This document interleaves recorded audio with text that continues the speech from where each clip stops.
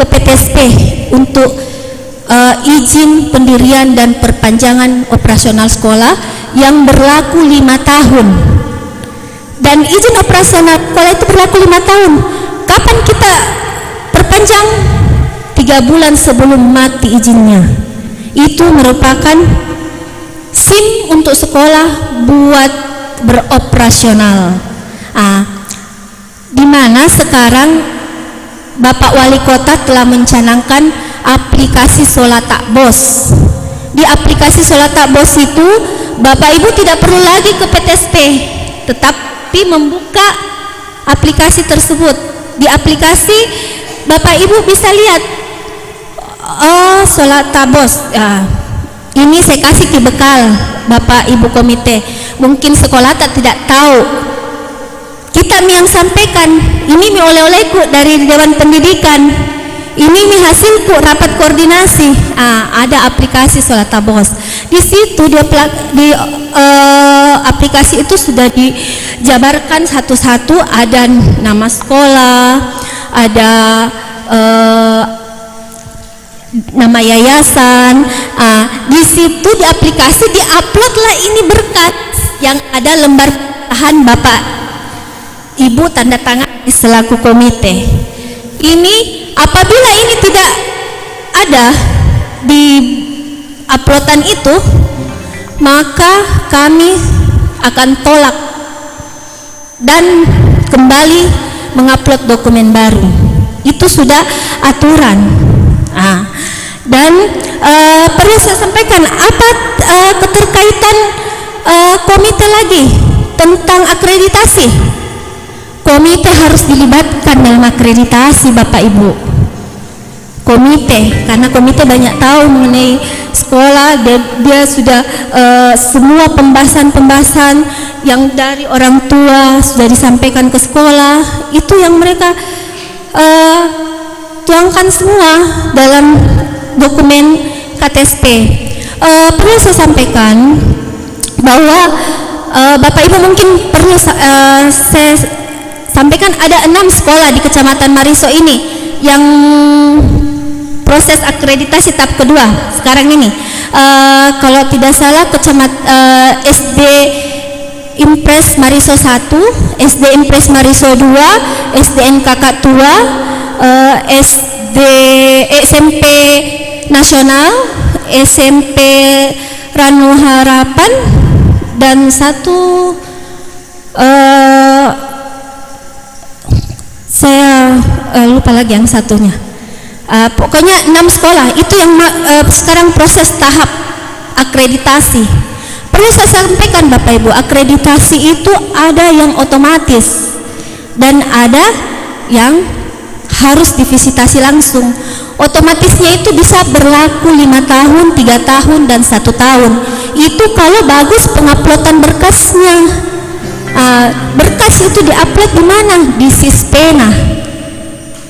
Jadi sampaikan ke di sekolah tak sudah mungkin upload akreditasi tak, berkas tak semua. Kalau dia bilang di mana itu diupload Pak, sampaikan ke sota-sota mungkin saja Pak toh bilang saya tahu ini dari Dewan Pendidikan Kak, ini rapat koordinasi. Di Sispena ke upload. Kalau dia bilang, bagaimana caranya? Kenapa kita tahu? Kita tahu sistem penilaian akreditasi itu Sispena. Yang penting bisa diakses apabila ada wifi tak, ada internet tak, jaringan internet tak. Perlu Bapak Ibu ketahui, banyak sekolah Pak yang mengeluh, kenapa saya akreditasiku dari A turun ke B, padahal di situ banyak dia tidak mengupload. Misalnya dokumen yang diminta KTSP-nya ternyata isinya ini KTSP apa? Ternyata dia cuma meniru Pak, dia cuma copy paste. Bisa jadi copy paste, tapi pakai sistemnya ATM, ambil, tiru, dan modifikasi. Biasanya justru menuliskan di sini apa? Dia menuliskan, oh iya, pernah dapati Pak 2 tahun lalu. Dia copy paste Kecamatan Boyolali. Saya tanya, ketua komite tak sudah baca, kepala sekolah tak sudah baca? Sudah Bu. Iya kah? Coba bisa saya lihat? Dia bilang, iya bisa lihat Miki semua. Ternyata di dalamnya itu Pak tidak sesuai dengan apa kenyataan di sekolah, karena sekolahnya orang yang dia copy paste yang tidak sesuai dengan identitas sekolah tak begitu. Jadi di sini nanti sampaikan ke kepala sekolah tak semua usulannya, bilang tahun ini seharusnya kita sudah dipanggil rapat pembahasan kurikulum sekolah, karena ini salah satu kurikulum sekolah ini SIM mengajar bagi Bapak Ibu guru di sekolah. Semua sudah ada di sini Pak, mengenai KKM apa semua. Dan saya sampaikan kepada Bapak Ibu komite, ada kan yang mau membangun sekolah, mungkin banyak ya yang niat, tetapi tidak tahu apa saja prosedurnya. Sekarang itu terus terang banyak sekali Pak sekolah yang menjamur, banyak sekali. Tetapi yang saya bersyukur sekali, Bapak Wali Kota sudah menerapkan namanya IMB, izin mendirikan bangunan, dan di situ izin mendirikan bangunan sudah harus ada fungsinya. Dia sesuai fungsinya, yaitu apa? Sekolah, bukan lagi dibilang gedung, ruko, begitu. Jadi dari IMB itu kita di Dinas Pendidikan sudah agak lega, karena kami juga diperiksa oleh BPK. Kenapa kamu kasih izin sekolahnya, sedangkan itu sebenarnya tidak sesuai aturan? Sekarang alhamdulillah sudah. Dan perlu saya sedikit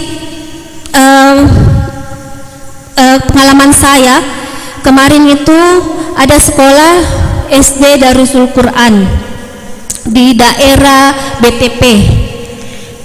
Itu sekolah hadir tanpa ada pemberitahuan ke Dinas Pendidikan. Sebenarnya harus ada dulu penyampaian ke Dinas Pendidikan, saya mau membuat sekolah. Nanti dia termentok sudah tiga ini Pak, sudah 3 kelas 3 siswanya. Dia berpikir, Bu, orang tuaku tanya kenapa belum ada izinnya ini sekolah. Saya bilang, Bapak dulu waktu mendirikan sekolah pernah izin tidak ke Dinas Pendidikan? Tidak kan? Sekarang mentok-mentoknya ada, itu muncul itu sekolah. Itu tahun 2021 kami ke sana Pak, memantau. Ternyata sekolahnya tidak layak menurut aturan, tidak layak. Rumah, gedung, dia ukurannya kurang lebih 15 kali 8. Pikir Maki kalau 6 ruangan itu dibagi, 6 ruangan dibagi, karena dia harus syarat sekolah itu harus ada 6. Kalau SD harus ada siap 6 ruangan, kelas 1, kelas 2, kelas 3, kelas 4, kelas 5, kelas 6, dan ada ruang gurunya. Di situ saya bilang, berapa siswa tak? Dia bilang 30 Bu. Saya bilang, banyaknya memang sudah, kalau persyaratan untuk siswa sudah memadai, sudah cukup itu 30 kalau minta pendirian baru. Tetapi sampai lihat toiletnya hanya 1 Pak, toiletnya hanya 1. Dilihat lagi izin, dilihat lagi kepemilikannya, ternyata kepemilikan pribadi, bukan yayasan. Nah sekarang itu kan harus yayasan.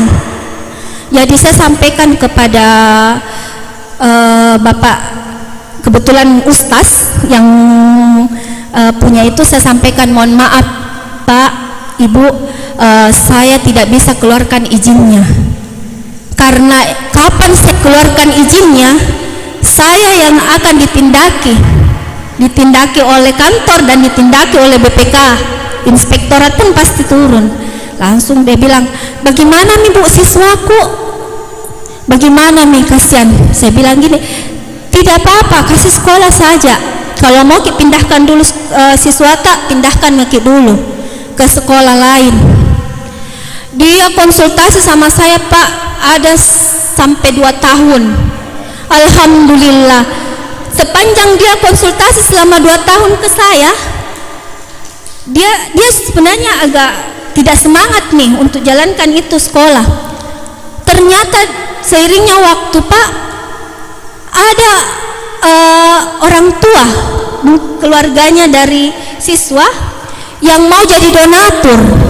Akhirnya dibuatlah sekolah besar di situ, di BTP, di pinggir jalan.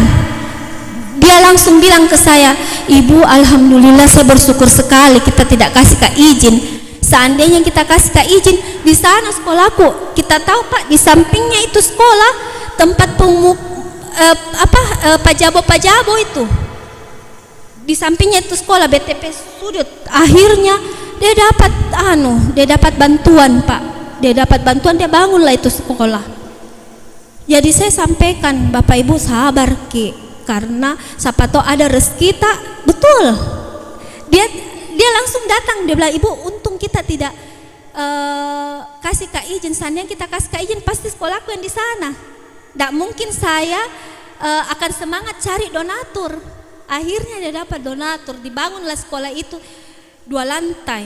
Malahan ini kemarin dia datang ke saya, dia bilang, Ibu banyak orang tua siswa kasihan mau bentuk lagi SMP-nya karena sudah ada mitamatannya. Saya bilang, jangan Ki dulu, bertahap Ki, jangan Ki terlalu terburu-buru. Nanti Kak kita mau fokus di SMP, totonya hancur lagi SD tak, perbaiki SD tak. Bikin Ki sekolah tak itu sekolah ya difavoritkan oleh masyarakat, bukan sekolah favorit, tapi sekolah yang difavoritkan. Itu yang saya sampaikan. Jadi perlu saya sampaikan kepada Bapak Ibu, sebenarnya komite itu sangat berperan sekali dalam pengembangan sekolah. Dan ini pesan saya kepada Bapak Ibu, minta tolong Kak, sampaikan ke sekolah tak bahwa sekarang itu dokumen kurikulum per bulan Juli itu sudah harus masuk di Dinas Pendidikan, dan di situ kita harus bertanda tangan Bapak Ibu, setidaknya harus diikut rapat, jangan langsung disodorkan ini, kita tidak tahu apa isinya ini, padahal kita di sini sebenarnya yang harus menuangkan ide-ide tak masukan tak terkait sekolah, supaya tujuan-tujuan yang dicapai untuk pendidikan dapat tercapai Bapak Ibu. Mungkin demikian pemaparan saya, lebih kurangnya mohon dimaafkan, dan nanti lanjut di sesi tanya jawab. Terima kasih. Assalamualaikum warahmatullahi wabarakatuh. Assalamualaikum warahmatullahi wabarakatuh. Iya, kita berikan aplaus dulu untuk Bu Kurni. Saya yakin banyak hal yang Bapak Ibu ingin tanyakan kepada Ibu Kurni, tapi kita pending dulu, kita tampung dulu. Sebentar setelah Ibu Yeni menambahkan penjelasan, baru kita buka sesi tanya jawab. Berikutnya saya persilahkan Ibu Yeni Rahman. Silakan Bu.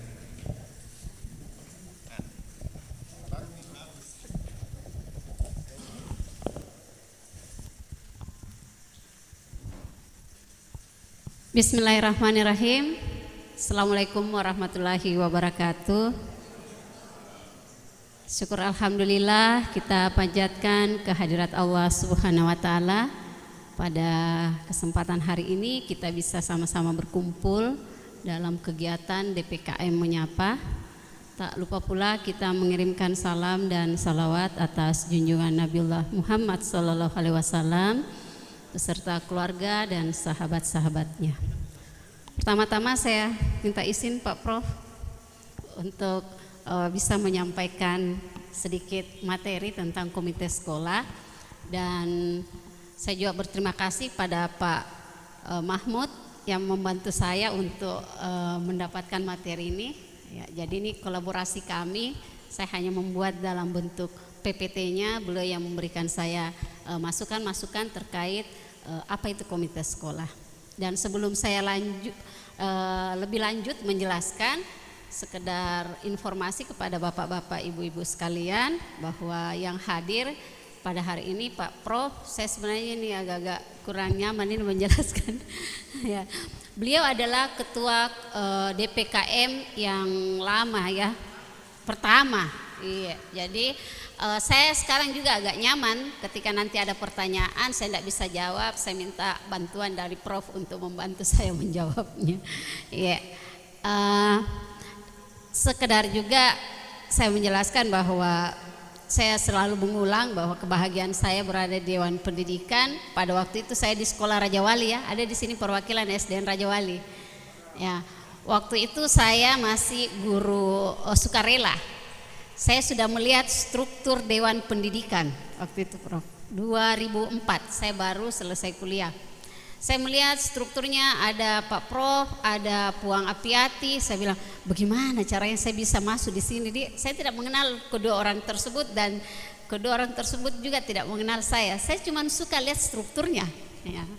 Alhamdulillah Allah mempertemukan saya sehingga saya bisa menjadi bahagian dari Dewan Pendidikan Kota Makassar.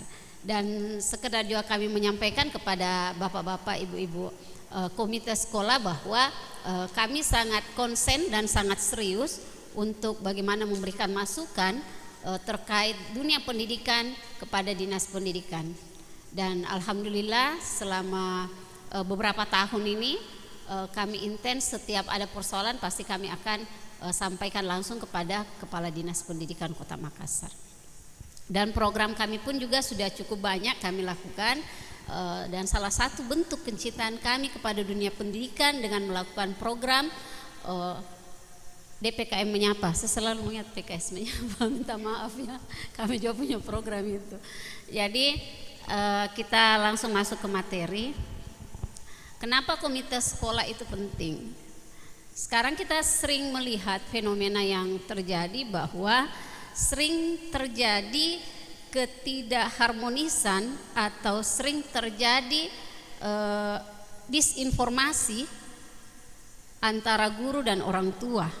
Ini kalau sekolah-sekolah swasta, alhamdulillah kita mengakui ya, karena saya juga pernah jadi guru di swasta, komunikasi kami itu lancar, baik, dan memang guru-gurunya juga pasti kami harus memberikan pelayanan prima, karena kalau kami tidak melakukan pelayanan prima, khawatir kami bisa menjadi catatan penting yang bisa jadi tidak disambung lagi kontraknya.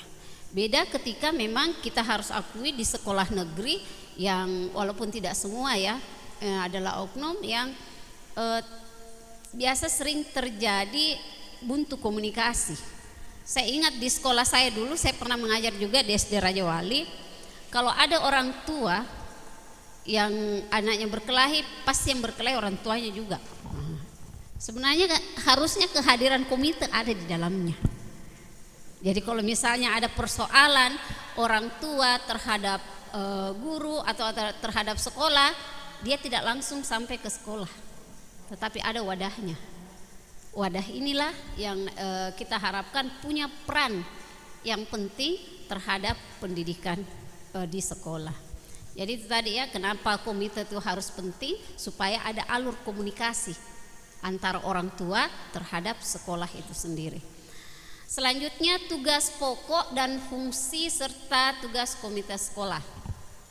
Ini ada 4, yaitu advisory agency, memberikan pertimbangan, supporting, pendukung, controlling, pengawasan. Mediator agensi harusnya menjadi mediator antara pemerintah dan masyarakat. Nah, yang mana kita maksud masyarakat di situ adalah salah satunya adalah orang tua. Pemerintah di mana yang dimaksud adalah salah satunya adalah dinas pendidikan. Sehingga ketika terjadi persoalan pendidikan, pasti selalu ada solusi di dalamnya. Bukan kita melihat kekuatan siapa yang paling besar, seperti itu. Selanjutnya tugas komite sekolah yang pastinya adalah menyusun AD dan ART komite sekolah. Yang ini kami juga salah satu bentuk sumbangsi kami, alhamdulillah sudah ada ADRT-nya ya. Iya, nanti kalau misalnya ada sekolah yang belum ada, kami siap untuk bisa memfasilitasi atau mendampingi. Jadi salah satu bentuk keseriusan kami di Dewan Pendidikan Kota Makassar, kami sudah selesai menyelesaikan tugas kami menyusun AD dan ART komite sekolah. Jadi jangan mikirnya pikir-pikir bagaimana lagi tuh modelnya, bagaimana isinya, itu sudah ada. Tinggal nanti tinggal nanti kita kondisikan dengan keadaan di sekolah kita masing-masing. Kedua, mendorong tumbuhnya perhatian dan komitmen masyarakat terhadap penyelenggaraan pendidikan yang bermutu, melakukan kerjasama dengan masyarakat dan pemerintah berkenaan dengan penyelenggaraan pendidikan yang bermutu, menampung dan menganalisis aspirasi, ide, tuntutan dan berbagai kebutuhan pendidikan yang diajukan oleh masyarakat. Jadi sebenarnya tugas komite sekolah ini besar dan harapan kita terhadap komite sekolah juga besar. Jadi memang sebaiknya yang kita tunjuk sebagai ketua komite itu memang yang punya kepedulian tinggi terhadap pendidikan, dan tugas ini juga tidak ringan, berat, tetapi insya Allah itu akan berbanding lurus dengan pahala yang akan kita dapatkan. Jadi komite ini tidak identik saya dengan yang yuran-yuran, pungutan-pungutan terus yang dipikir cari dulu sumbangan, tidak. Jadi pemahaman kita selama ini bahwa komite difungsikan ketika ada bos, komite difungsikan ketika mau penamatan, komite difungsikan ketika mau perpisahan, seperti itu. Padahal banyak hal yang tentu saja tugas komite sekolah ini tidak mudah, dan seiring dengan waktu komite sekolah juga memang selalu disandingkan dengan Dewan Pendidikan. Jadi kita ini bisa saling bisa saling melengkapi. Kami pun akan mendapatkan beberapa informasi tentu saja dari komite sekolah. Selanjutnya, memberi masukan, pertimbangan, rekomendasi kepada sekolah mengenai kebijakan-kebijakan dan program sekolah, RAPBS, kriteria kinerja sekolah, kriteria tenaga pendidikan. Bayangkan ini, Bu. Jadi kayaknya memang ini komite sekolah nanti berangkat sekedar usulan Pak Prof, kita perlu barangkali adakan BIMTEK untuk komite sekolah ini, supaya ada pencerahan sedikit bagaimana untuk merangsang pikiran-pikiran kita bagaimana memajukan pendidikan dan bisa menganalisa. Jadi saya pikir yang bisa menganalisa kebutuhan pendidikan bukan hanya orang yang memiliki pendidikan formal saja, bukan hanya ya, tetapi memang tentu saja yang paling bisa berperan adalah masyarakat yang memiliki pendidikan formal yang berjenjang lebih tinggi, seperti itu. Tugas komite selanjutnya adalah mendorong orang tua dan masyarakat berpartisipasi dalam pendidikan guna mendukung peningkatan mutu dan pemerataan pendidikan, menggalang dana. Ini pun juga sebenarnya ada ruangnya. Menggalang dana juga salah satu tugas dari komite sekolah, tetapi bukan tugas satu-satunya. Dia hanya bahagian dari tugas komite sekolah adalah menggalang dana. Dan hal yang tidak kalah pentingnya adalah melakukan evaluasi dan pengawasan terhadap kebijakan program. Jadi bukan kita menjustis sekolah, bukan kita mencari jelek-jeleknya sekolah. Ini memang kepala sekolahnya, kita melirik seluruh kepala sekolah penggunaan bos. Kalau misalnya pun kita dapati hal tersebut, ya pasti ada alurnya.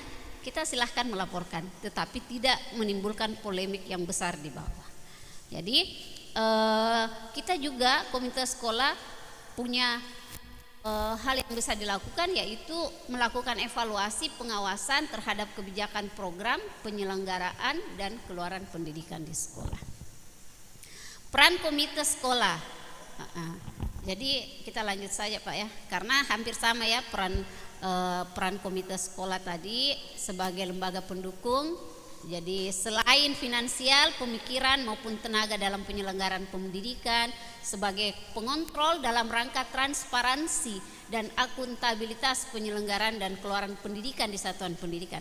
Dan kepala sekolah misalnya, dia betul-betul akan mengelola keuangan bos dengan baik dan benar. Saya pikir juga tidak ada masalah ketika melakukan transparansi, walaupun memang ada hal-hal tertentu yang tentu saja menjadi kebijakan kepala sekolah.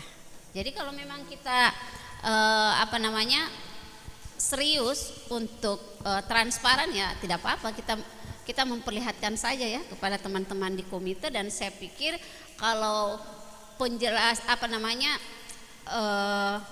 tentang dana BOS itu dilakukan transparansi dan kelihatan programnya memang bagus dan bermutu, saya pikir komite sekolah juga nantinya akan punya kepedulian lebih tinggi, karena jelas memang minta oh ternyata uang yang ada ini tidak cukup, padahal banyak hal yang kita ingin lakukan.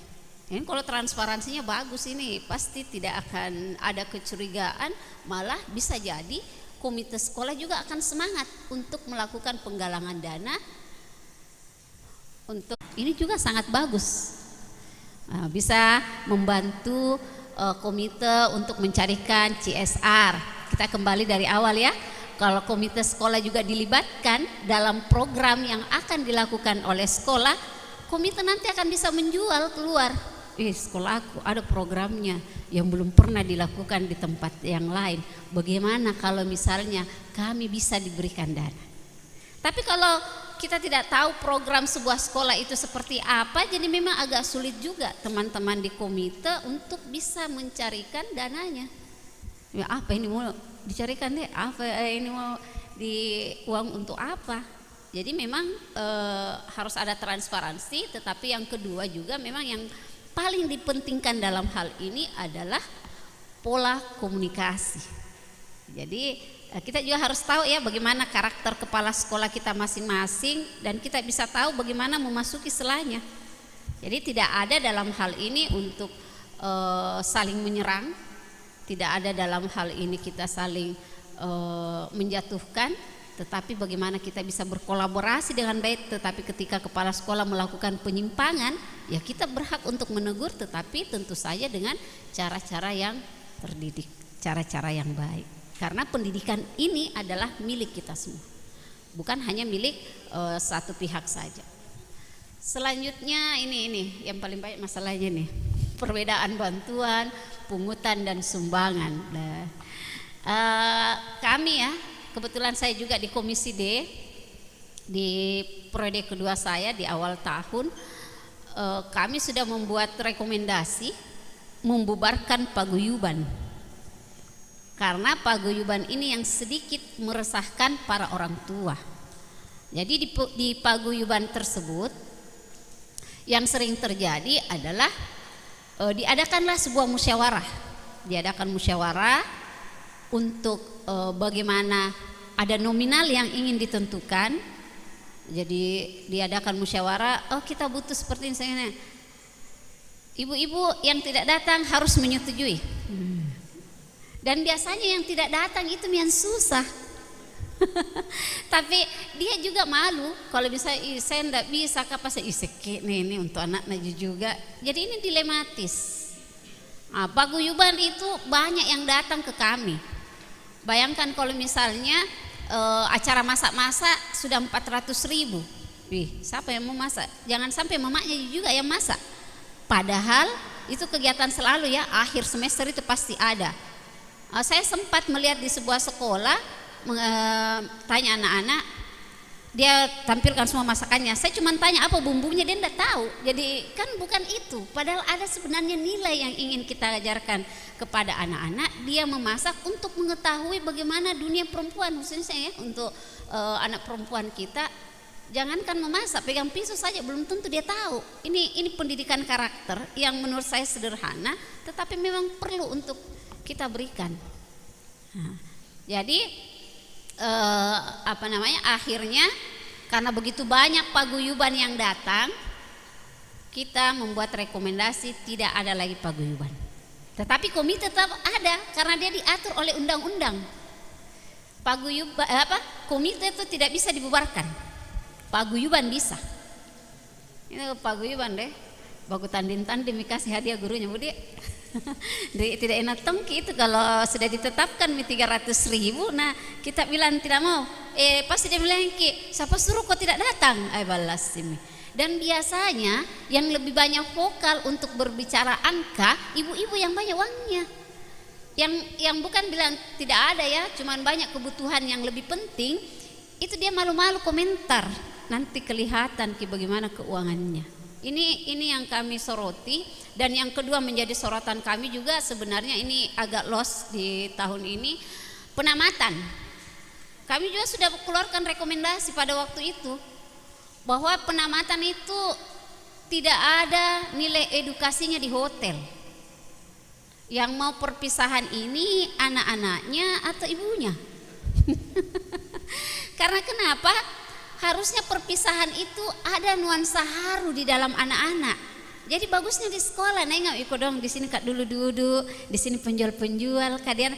Jadi sebenarnya yang harus kita timbulkan adalah kesan kehilangan meninggalkan sekolah, bukan glamor. Jadi pernah ya waktu masa pandemik saya ditelepon sama kepala sekolah, Bu Yen bagaimana ini? Kita sudah bayar nih hotel, sini kasih saya nomornya itu hotel. Kami akan sampaikan, tidak ada di dinas pendidikan itu bahwa boleh melakukan penamatan di hotel. Tapi saya los pada tahun ini. Yang 2 tahun lalu sudah. Biar ada yang lobby saya, Bu, bisakah bisa tidak bisa. Kalau satu diizinkan maka yang lain juga. Dan yang lebih miris misalnya Pak ya, bayangkan sebuah sekolah yang kita tahu kondisi keuangan keluarganya itu menengah ke bawah, penamatannya di Klaro Pak. Wih keren sekali. Jadi ini sesuatu yang akan kita hidupkan, mudah-mudahan ke depan masih kita ingat bersama. Penamatan di sekolah Miki, bagaimana kita menciptakan kegiatan itu yang betul-betul terkesan, ada perasaan memiliki sekolah kita. Kalau orang tua nanti mau di hotel, bikin nanti paguyuban sendiri keluar tamat sekolah anaknya tuh, enggak apa-apa, tidak ada itu larangan bikin paguyuban alumni orang tua murid. Bikin Miki. Siapa mau marah ke? Mau ki berapa, mau ki pergi di Klaro, bahkan mau ki ke Bali juga tidak ada larangan. Tetapi kami membuat aturan dilarang karena kami merasa ada bahagian kecil komunitas orang tua yang tidak mampu terpaksa memaksakan diri untuk membayar. Bagaimana kalau anaknya 3? Ada yang mau masuk TK, ada yang masuk SD, mau masuk SMP, SMA balas sih. Lain penamatan, lain juga perpisahan. Syukur-syukur kalau tergabung Ji. Dan uang sekarang luar biasa susahnya. Pandemik belum kita belum baik-baik saja masalah ekonomi. Jadi itu salah satu bentuk ya kepedulian kami di Dewan Pendidikan terkait dengan sekolah. Jadi bisa kita baca sendiri perbedaan bantuan, pungutan dan sumbangan. Jadi sumbangan pun nantinya itu tidak boleh tidak boleh dia mengikat. Jadi terserah orang tua kalau ada juga mau 10 juta, ada ya terserah. Tapi dia tidak boleh menjadi satu aturan bahwa semua diratakan. Karena ini bukan SPP seperti kalau di SPP dulu ya, waktu zaman dulu dan SPP di kuliah yang memang dia mengikat. Jadi iuran komite itu memang dia tidak mengikat. Kalaupun ada angka secara keseluruhan yang dipaparkan, misalnya kita mau pengadaan AC, misal kita butuh sekitar 5 juta. Nah, silahkan ibu-ibu, bapak-bapak kalau ada yang mau menyumbang. Jadi tidak perlu lagi ada masing-masing harus minimal deh enaknya itu kalau bahasa minimal tapi tinggi sama aja. Minimal 200 deh, minimal. Jadi jangan pakai kata minimal, tetapi diberikan kebebasan yang mau menyumbang. Sebenarnya menyumbang juga kan dalam agama kita juga ketika kita berinfak kan juga berpahala ya. Tapi dalam konteks ini adalah tidak memberatkan, kita ikhlas juga. Tidak ada paksaan di dalamnya. Dan kalaupun ada yang tidak membayar, jangan ada bulian. Itu juga salah satunya kenapa kami bubarkan paguyuban, karena ada bulian di dalamnya. Dia mamanya ini tidak menyumbang bedeng barang, itu jatuhnya ke anak. Itu tanpa kita sadari. Jadi kami menolak keras paguyuban kemarin karena ada indikasi pembulian di dalamnya. Jadi lihat sedikit sumbangannya, jelek angkanya keterampilan memasak. Orang 200 dia 30 ji, balas. Nah, jadi itu yang kita hindari, bapak-bapak, ibu-ibu ya. Saya pikir barangkali ini yang bisa saya sampaikan pada kesempatan kali ini dan akan terasa hidup kegiatan kita sekiranya bapak ibu sekalian memberikan beberapa masukan buat kami. Kalaupun juga ada kritikan ya silahkan diberikan pada kami atau nanti akan kritikan terhadap Dinas Pendidikan pun walaupun Pak Kades belum datang masih ada perpanjangan tangannya, nanti dia mencatat banyak-banyak yang akan disampaikan kepada Bapak Kepala Dinas Pendidikan Kota Makassar. Saya pikir hal ini yang bisa saya sampaikan, lebih dan kurangnya saya mohon dimaafkan. Wabillahi taufik wal hidayah. Assalamualaikum warahmatullahi wabarakatuh.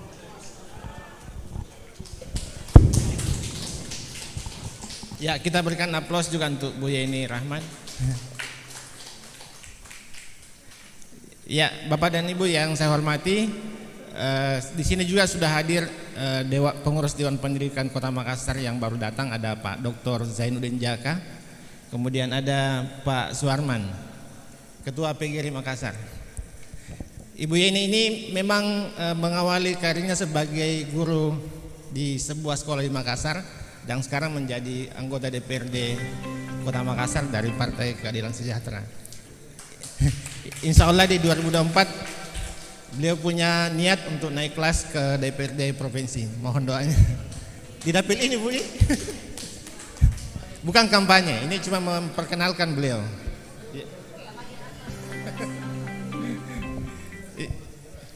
Guru bergerak. Bapak dan Ibu, mungkin ada hal yang mau ditanyakan kepada dua narasumber kita, atau juga bisa menyampaikan kondisi di komite sekolah Bapak dan Ibu masing-masing. Selain dua narasumber, ada juga Bapak dan Ibu pengurus komite yang bisa memberikan tanggapan. Silakan Bapak Ibu. Ya, silakan Bu. Biar banyak ya. Kita sebut nama dan Baik, bismillahirrahmanirrahim. Assalamualaikum warahmatullahi wabarakatuh. Alhamdulillah, saya bangga berada di tengah-tengah orang-orang yang hebat di ruangan ini. Yang saya ingin tanyakan adalah sangat efektif kerjanya komite sekolah ketika yang pertama di sekolah itu ada ruangan khusus untuk komite sekolah. Karena jujur saya sudah berapa kali jadi komite, baik di SMP, sekarang di SD, itu tidak pernah saya punya ruangan khusus. Padahal sebaiknya itu ada satu ruangan khusus yang diberikan walaupun kecil, supaya tadi saya terkesimak dengan pendapatnya Bu Yeni, ada struktur organisasi komite. Kemudian nanti kita buat juga ada anggaran dasar sudah disiapkan, terus kita buat program kerja. Kemudian tempat itu bisa orang tua murid bisa di situ keluh kesahnya, bisa dijadikan tempat untuk membuat sesuatu yang kita bisa kembangkan, potensi pendidikan bisa kita kembangkan. Justru kami susah untuk melakukan sesuatu kalau tidak ada tempat kita. Karena kalau saya ke sekolah selalunya di ruangannya kepala sekolah. Akhirnya juga kalau ingin membuat sesuatu kan canggung. Tapi kalau kita punya ruangan khusus walaupun kecil, itu bisa kita berbuat yang efektif. Itu satu. Kemudian yang kedua, untuk dari Ibu Kurniati, apakah memang dokumen kurikulum itu dibuat setiap tahun, dan betul-betul kita ini Dewan Komite harus tahu? Karena jujur kami tidak tahu itu, tidak tahu itu isinya.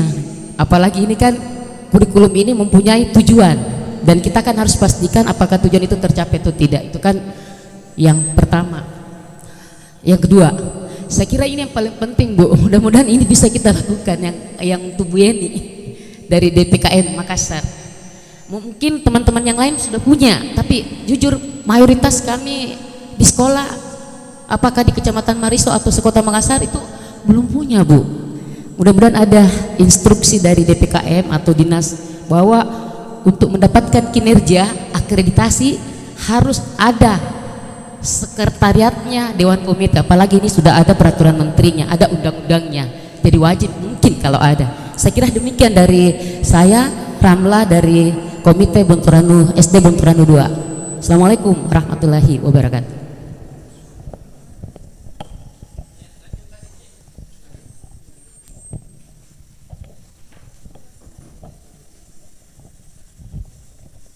Bismillahirrahmanirrahim. Assalamualaikum warahmatullahi wabarakatuh. Saya atas nama Amri dari Komite SMP Muhammadiyah 5 Muhammadiyah Marisoh.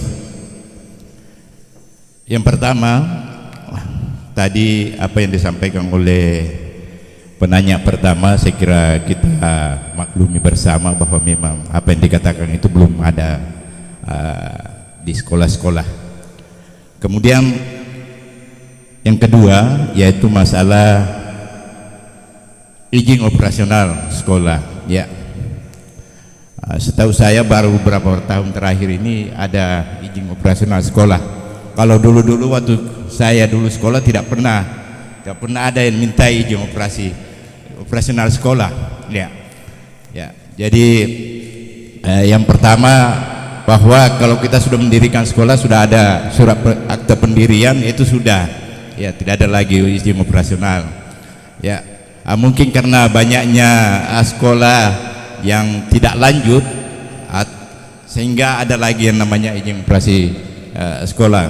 Kemudian alhamdulillah seperti yang dikatakan oleh tadi Ibu Kurni bahwa sudah bisa secara otomatis keluar izin operasi itu kalau sudah dilengkapi semua dengan melihat di aplikasi, ya Bu. Ya, begitu juga dengan akreditasi, ada akreditasi secara otomatis, ya, termasuk sekolah saya secara otomatis itu akreditasinya sudah keluar. Iya, nah, itu.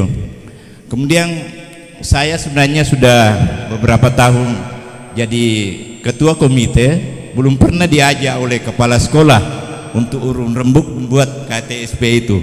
Ya, begitu juga sebenarnya saya biasa sampaikan kalau ada pertemuan-pertemuan dengan orang tua siswa, saya sampaikan kepada orang tua siswa kalau ada masalah-masalah yang dihadapi menyangkut pendidikan anak, tolong disampaikan kepada ketua komite. Nanti ketua komite komunikasikan dengan kepala sekolah. Tapi selama ini tidak pernah ada, tapi selalu ada masalah. Tidak pernah disampaikan, tapi ada masalah. Ya, seperti juga masalah itu kalau ada siswa yang pindah, tapi di sekolah asalnya belum dikasih surat keterangan pindah. Itu terkadang juga kenapa saya biasa tanya-tanya kenapa, karena masih ada sangkutannya belum dibayar jadi tidak dikasih. Nah ini sudah mau ujian orang harus didaftar. Itu juga satu masalah. Ya. Kemudian seperti apa yang dikatakan oleh Ibu Yeni tadi, ada paguyuban sekolah, ya. Saya sebenarnya miris juga melihat itu. Ya. Kalau ada penaikan kelas saja, Bu, itu orang tua kasihan, dia beli itu apa yang dibutuhkan oleh anaknya, tapi manoko-noko juga. Ya. Jadi kasihan, tapi ya. Kemudian masalah penamatan itu juga satu masalah. Ya, kalau dulu kita memang di sekolah penamatannya. Jadi terkesan bahwa inilah tempat saya dulu dididik. Kalau sekarang tidak, ya. Mungkin fenomena sekarang memang bergeser, ya Bu, ya. Ya, kemudian masalah anggaran dasar dan anggaran rumah tangga saya belum dapat. Ya, mudah-mudahan setelah ini bisa dibagikan ke sekolah-sekolah, jadi tinggal sekolah menyesuaikan dengan kepala sekolah. Nah, saya kira itulah yang perlu saya sampaikan. Mudah-mudahan ini bisa menjadi bahan pertimbangan. Sekian, assalamualaikum warahmatullahi wabarakatuh.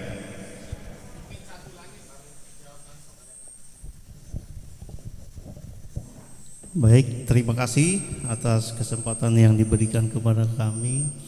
Kami perwakilan dari SD Garuda, nama saya Ilham Nur. Apa yang disampaikan oleh Ibu Yeni dan Ibu Kurniati tadi, ini sangat berarti buat kami karena kami ketua komite baru berdinas ya kurang lebih 1 tahun, ibaratnya seperti itu Ibu. masukan-masukan dan penjelasan tadi sudah kami dapat. Itu sudah tertuang dalam Permen Dikbud 75 tahun 2016, Ibu ya. Itu sudah semua sudah masuk itu, Ibu. Untuk Ibu Kurniati tadi juga menjelaskan bahwa untuk perizinan di sekolah itu harus melalui izin, apalagi untuk membangun ya, harus melalui IMB. Baik, untuk pertanyaan kami untuk Ibu Kurniati dulu, ini kan harus mengunduh atau membuat dalam aplikasi Solata Bos. Solata Bos ini apakah diwajibkan setiap sekolah-sekolah itu, dan itu kan penting untuk kurikulum, memasukkan kurikulum itu ke dalam aplikasi ini, Ibu. Aplikasi ini kan baru kita dengar ini, apalagi tadi Ibu baru-baru aja untuk Bapak Wali Kota mencanangkannya ini. Apakah ini ditetapkannya kapan? Seperti itu, apakah sekolah ini sudah melaksanakannya atau bagaimana seperti itu? Dan aplikasinya bagaimana itu, Ibu? Apakah kami mengunduh, nanti kami laporkan ke kepala sekolah seperti itu? Saya juga belum tahu apakah sekolah kami ini sudah mengunduh atau belum, seperti itu. Yang kedua pertanyaannya untuk Ibu Yeni. Di dalam Permen ini, Permen Dikbud ini sudah dijelaskan bahwa komite sekolah itu tugasnya adalah seperti yang ada di tugas pokoknya itu tadi, memberikan pertimbangan, mendukung, memberikan pengawasan, menjadi mediator antara pemerintah dan masyarakat. Kami sudah melaksanakan itu, Ibu. Di SD Garuda itu keadaannya sekolah itu ya lumayan lah, kerusakan gedungnya itu, Bu. Ya, baik dalam maupun di luar, seperti itu. Itu kan membutuhkan dana gitu loh. Dan kami sudah berusaha memberikan masukan kepada kepala sekolah. Misalkan aja, Bu, sementara ini kami sudah meminta atau mencari seperti tadi dibilang apa itu, rekanan lah, seperti itu, Bu. Kami sudah dapat untuk membangun itu got sekolah itu. Got sekolah itu kan tadinya itu lumpur di depan itu. Nah, makanya kami cari rekanan seperti itu. Dapat, Ibu, sementara ini kami ada bangunan itu sementara. Nah, untuk bangunan yang permanen di sekolah itu masih ada seperti itu. Nah, apakah kami sebagai komite ini bisa mengajukan proposal bagaimana caranya untuk mendapatkan dana itu, apakah boleh atau tidak juga, itu seperti itu, Ibu.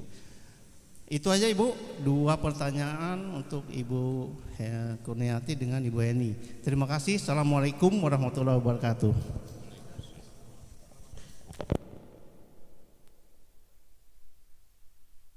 Ya, terima kasih Bapak dan Ibu atas pertanyaannya. Ada 3 yang bertanya, tapi pertanyaannya banyak sekali semua.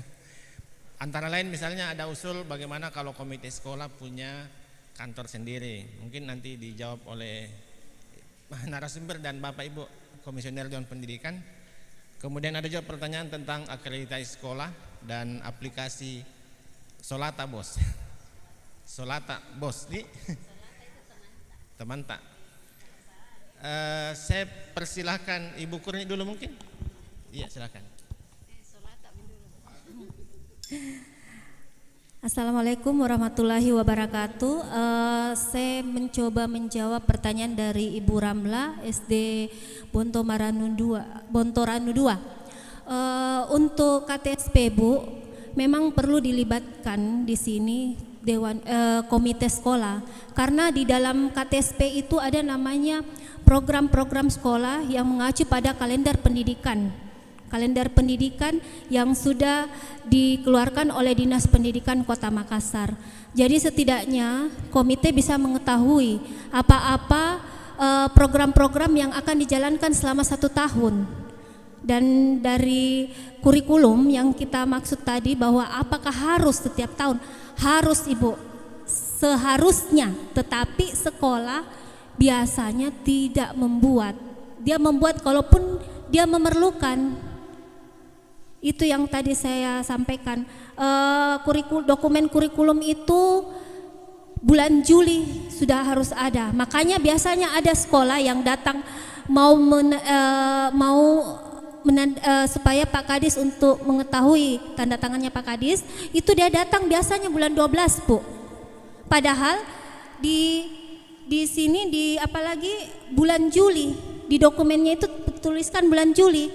Jadi begini, Bu, misalnya ada sekolah mau akreditasi, dia mau izin operasional, itu di bulan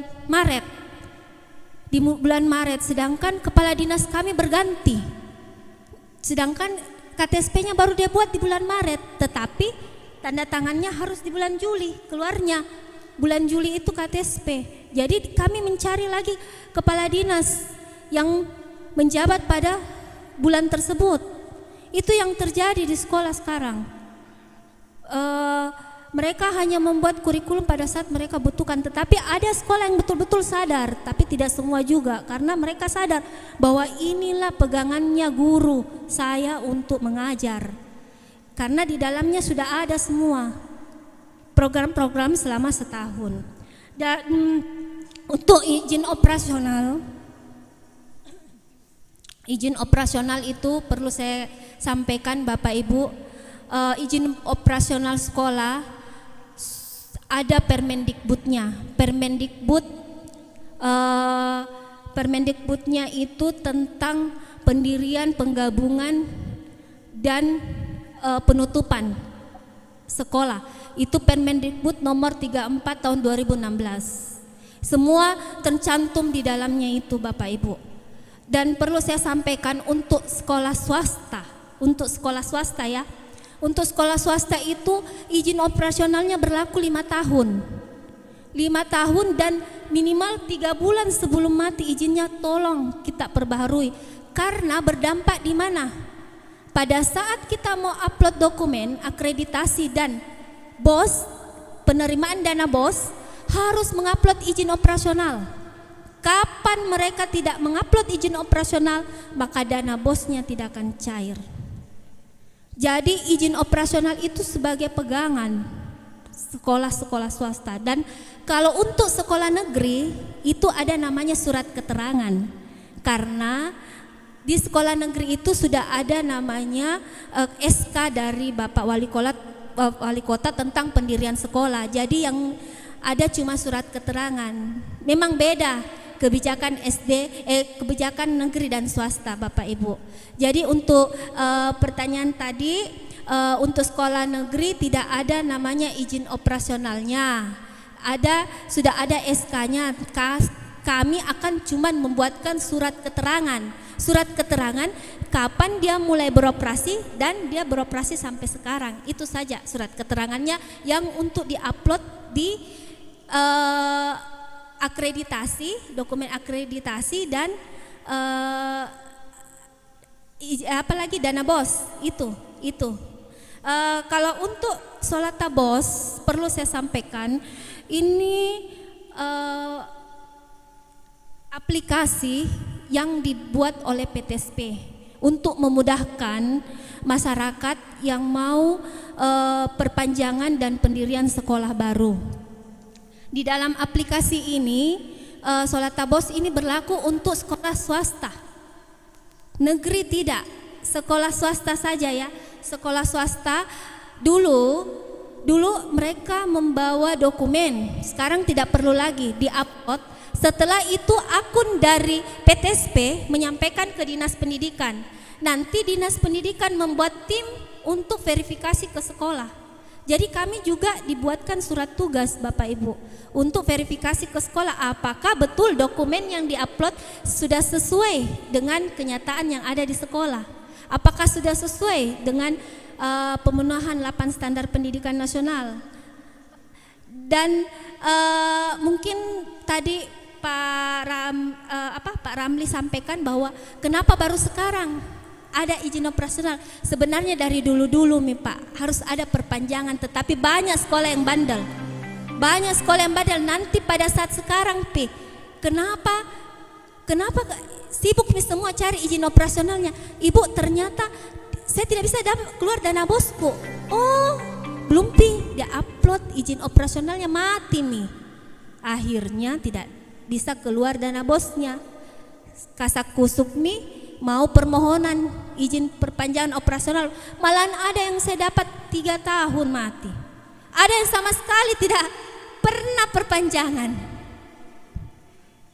Semua ada datanya, dan itu sudah Pak Kadis sudah sampaikan bahwa sekolah-sekolah yang memang bandel dan siswanya bagaimana nanti kurang untuk swasta akan dilakukan penutupan sesuai dengan Permendikbud. Demikian penyampaian saya. Lebih kurangnya mohon dimaafkan. Assalamualaikum warahmatullahi wabarakatuh. Waalaikumsalam warahmatullahi wabarakatuh. Ya, dilanjutkan Ibu Yeni. Ada banyak pertanyaan tadi yang belum sempat dijawab Bu Kurni. Silakan Bu. Ya. Terima kasih atas beberapa pertanyaannya. Dan tentu saja ada beberapa hal yang menarik yang khususnya terkait dengan ruang khusus ya untuk teman-teman di komite sekolah.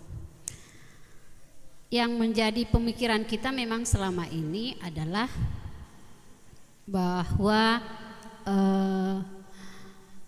soal pendidikan ini selalu kita beranggapan bahwa menjadi tanggung jawab sekolah saja. Padahal masalah pendidikan adalah masalah orang tua juga. Beberapa waktu lalu saya sempat berpikir kenapa tidak ada tidak ada wadah atau program, tidak ada program bagaimana supaya orang tua juga mengerti tentang proses pembelajaran di sekolah. Nah, ternyata komite menjawabnya. Jadi harusnya memang komite inilah tempat untuk curhatnya orang tua, dan komite inilah yang seharusnya memang menjadi tempat untuk memediasi orang tua sehingga tahu apa sebenarnya yang dilakukan gurunya terhadap anaknya dan apa harapan sekolah terhadap anaknya. Ini kita biasanya agak-agak berlalu begitu saja sekolah anak kita. Ini sempat saya sering di beberapa media memberi komentar bahwa sekiranya memungkinkan orang tua memang sudah tahu ketika anaknya kelas 1 hal apa yang anaknya harus sudah pahami. Oh, dari kelas 1 minimal anakku sudah tahu menulis indah, cantik nih. Jangan sampai di kelas 5 masih tidak tahu menulis. Karena kita tidak ada perhatian di tahun pertama ini ya, termasuk saya juga, anak saya baru saya tahu ternyata tidak tahu menulis. Nah, karena tidak ada juga laporan dari sekolah, jadi kita merasa baik-baik saja, mereka juga tidak mengeluh. Nah, tetapi kalau ketika ada aturan yang mengikatnya, walaupun tidak secara tertulis ya, anak-anak dalam tingkatan satuan pendidikan kelas 1 minimal dia sudah pintar memegang pulpen, dia sudah bisa memegang pensil, dia sudah bisa menulis, dia sudah bisa tahu huruf. Itu dulu. Sehingga orang tua juga menikmati proses pendidikan anaknya. Ini tidak, tamat SMP, SD baru dirasa, oh selesai anakku sekolah tingkatan SD. Ini kita berharap nantinya, apalagi kalau misalnya memungkinkan ada BIMTEK untuk komite sekolah, yang nantinya ketika komite sekolah sudah paham semuanya, dia akan menurunkan kepada orang tua murid dalam bentuk parenting, yang akan dia akan sip-sipan ya orang tua. Oh kelas 1 dulu dikasihkan materi, Bu, ini anak kita harap dalam 1 tahun ini kita perhatikan, Bu, caranya berpakaian, bagaimana caranya sopan sama temannya. Jadi kita semua terlibat sehingga pembentukan karakter yang kita harapkan tentunya ini bisa kita bisa kita dapatkan. Menarik sekali tentang ada ruang, harus ada ruang ya. Yang menjadi memang persoalan adalah kalau sekolah itu kecil, kira-kira di mana mau ditempati? Kalau dibilang kelasnya saja kurang, misal ya. Jadi saya tidak mengatakan bahwa itu tidak penting dan tidak boleh, bisa saja dimungkinkan untuk itu. Tetapi barangkali kita bisa siasati bahwa tidak mesti ruang khusus yang dia sendiri, tetapi sebuah ruangan yang bisa berbagi dengan yang lain. Misalnya ruang perpustakaan, misalnya di situ juga ada komite di dalam yang kalau misalnya ini lebih Bu ya, lebih teknis. Ada memang jadwal khusus komite sekolah ada di sekolah yang menampung aspirasi orang tua. Misalnya 2 kali dalam seminggu dia ada di sekolah. Dia mencari tahu bagaimana informasi dari sekolah disampaikan ke orang tua, dari orang tua ke sekolah. Jadi ini menarik, terjadi sirkulasi bagaimana orang tua terlibat dalam dunia pendidikan. Jadi tidak berat juga gurunya, kita juga akan mendapatkan hasil yang sesuai dengan keinginan kita. Tidak hanya naik kelas P, kita sibuk cari Amanda untuk gurunya. Tidak apa bercanda. Atau brownies kah, atau Coca-Cola, maaf ya sebut merek. Iya, maksud saya harusnya dari awal, dan ini sangat menarik, mudah-mudahan kita di DPKM nanti akan memberikan rekomendasi kepada Dinas Pendidikan.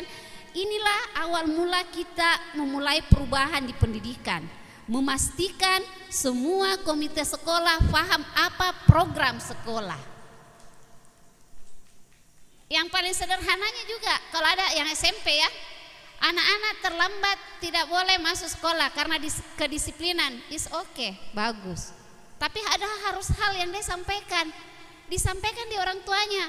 Anak saya suruh pulang karena terlambat. Kekhawatiran kita sekolah tidak ada penyampaian. Anak-anak bolos, kita tidak tahu apa yang dilakukan. Tiba-tiba ada telepon dari kepolisian misalnya. Anak taruh sini, perasaan sekolah aja. Guru mengatakan atau pihak sekolah mengatakan, kami dari awal sudah sampaikan, dia terlambat harus keluar. Tidak seperti itu. Gitu ya. Jadi maksud saya ini mulai dari awal. Kita benahi walaupun ini masalah teknis dan istilahnya remeh-temeh, tapi ini bisa hal yang awal kita lakukan, bentuk kepedulian kita kepada anak-anak kita, karakter dulu. Belum pilih kita berbicara kurikulum, apalagi misalnya ada sebuah sekolah yang menggunakan kurikulum merdeka. Kita tahu aja Bu, apa dibilang kurikulum merdeka? Belum kan? Harusnya orang tua tahu. Dan orang tua perannya ada di mana di kurikulum merdeka itu. Tidak mesti kita juga menjadi seperti guru yang menguasai semua teori-teori tentang kurikulum merdeka. Tetapi peran kita sebagai orang tua, bagaimana kita melibatkan diri dalam mendampingi anak-anak kita sehingga harapan dari kurikulum merdeka itu kita bisa dampingi anak-anak. Ini hal yang maksud saya bisa menjadi hal yang menarik, butuh perhatian.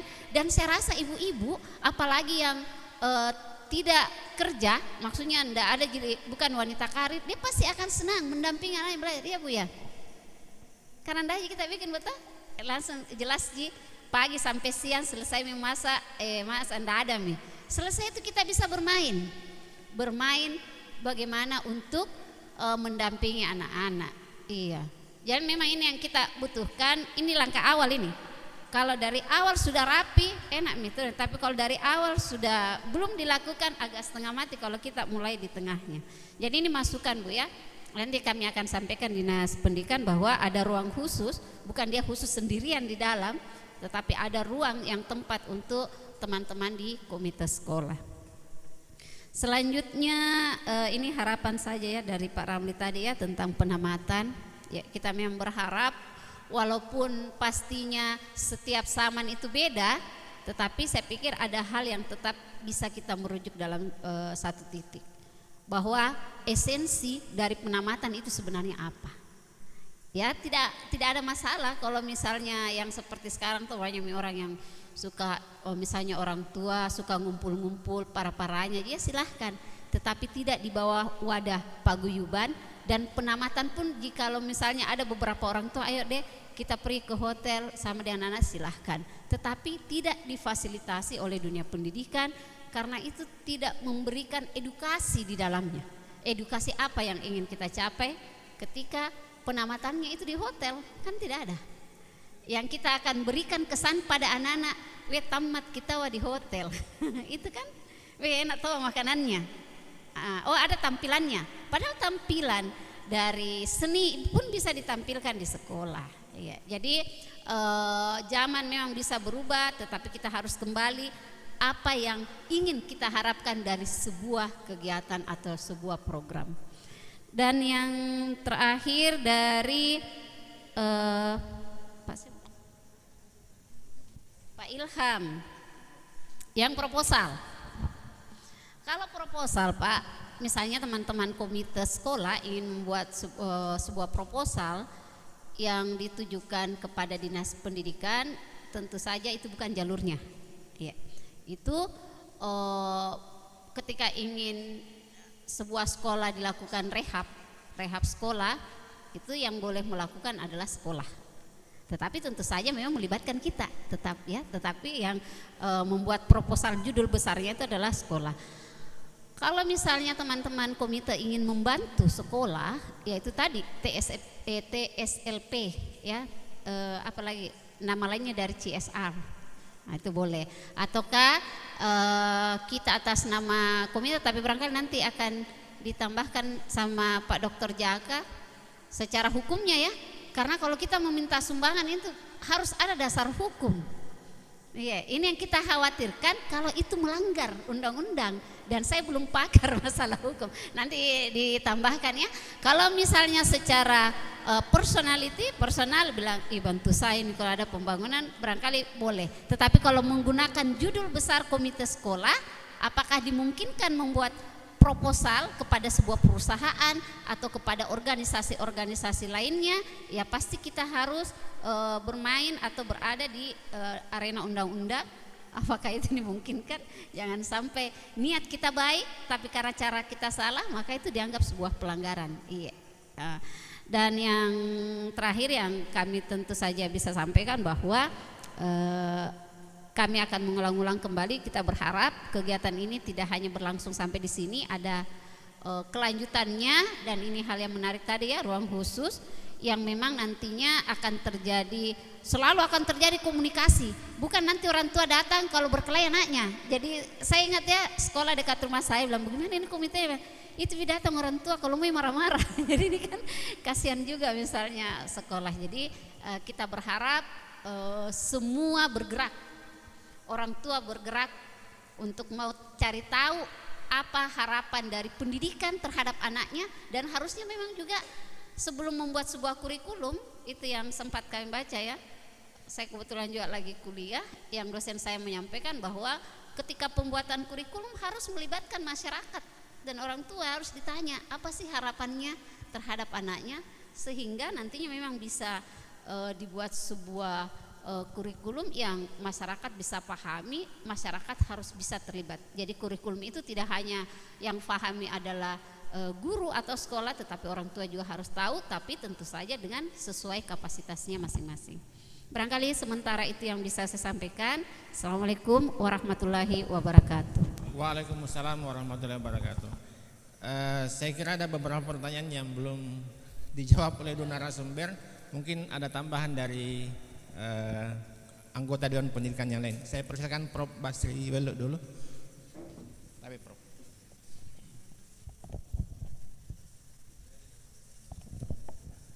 Terima kasih. Assalamualaikum warahmatullahi wabarakatuh. Para pemateri, anggota Dewan, komite yang saya hormati,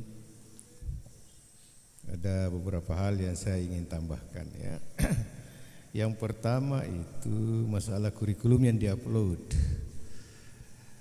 Iya, sebenarnya ini kerjanya hanya satu kali, Pak. Karena sekarang sudah dalam bentuk soft file Jadi tahun berikutnya itu kita bisa melihat saja apa capaiannya, apa yang kurang. Jadi kerjanya itu satu kali saja yang berat. Kami juga di perguruan tinggi begitu dulu. Tapi memulainya ini memang susah. Tapi harus. Karena itu akan berlaku terus sepanjang masa, sepanjang sekolah itu ada. Dan kalau ada perubahan, sisa itu yang dirubah. Tidak perlu lagi buat lagi yang baru. Nah, itu yang pertama. Kemudian memang ini menarik di mana-mana masalah ruangan komite. Saya keliling Indonesia melihat SMP dan SD itu karena saya kebetulan pernah mengevaluasi proyek-proyek Amerika Serikat USAID di Indonesia mulai Sumatera sampai Irian. Saya melihat masalah ruangan komite itu ada dua hal. Yang pertama, ada ruangan kepala sekolah yang seluas ini, Pak. Ada sekolah yang saya kunjungi, ruang kepala sekolahnya seluas ini. Wih, apa mau dibikin ini? Masa kursi tamunya ada beberapa di situ? Ada apa ini sebenarnya ini? Jadi itu sebenarnya bisa di-share, loh. Bisa dibagi dua untuk komite sebagian. Tapi di beberapa sekolah di Jawa saya lihat itu yang lumayan areanya di situ, komite sekolah yang usahakan dia bangun sendiri di situ. Saya tanya, siapa yang bangun ini Pak? Dia bilang, ya kami sendiri usahakan bagaimana dari masyarakat, ya, akhirnya bisa.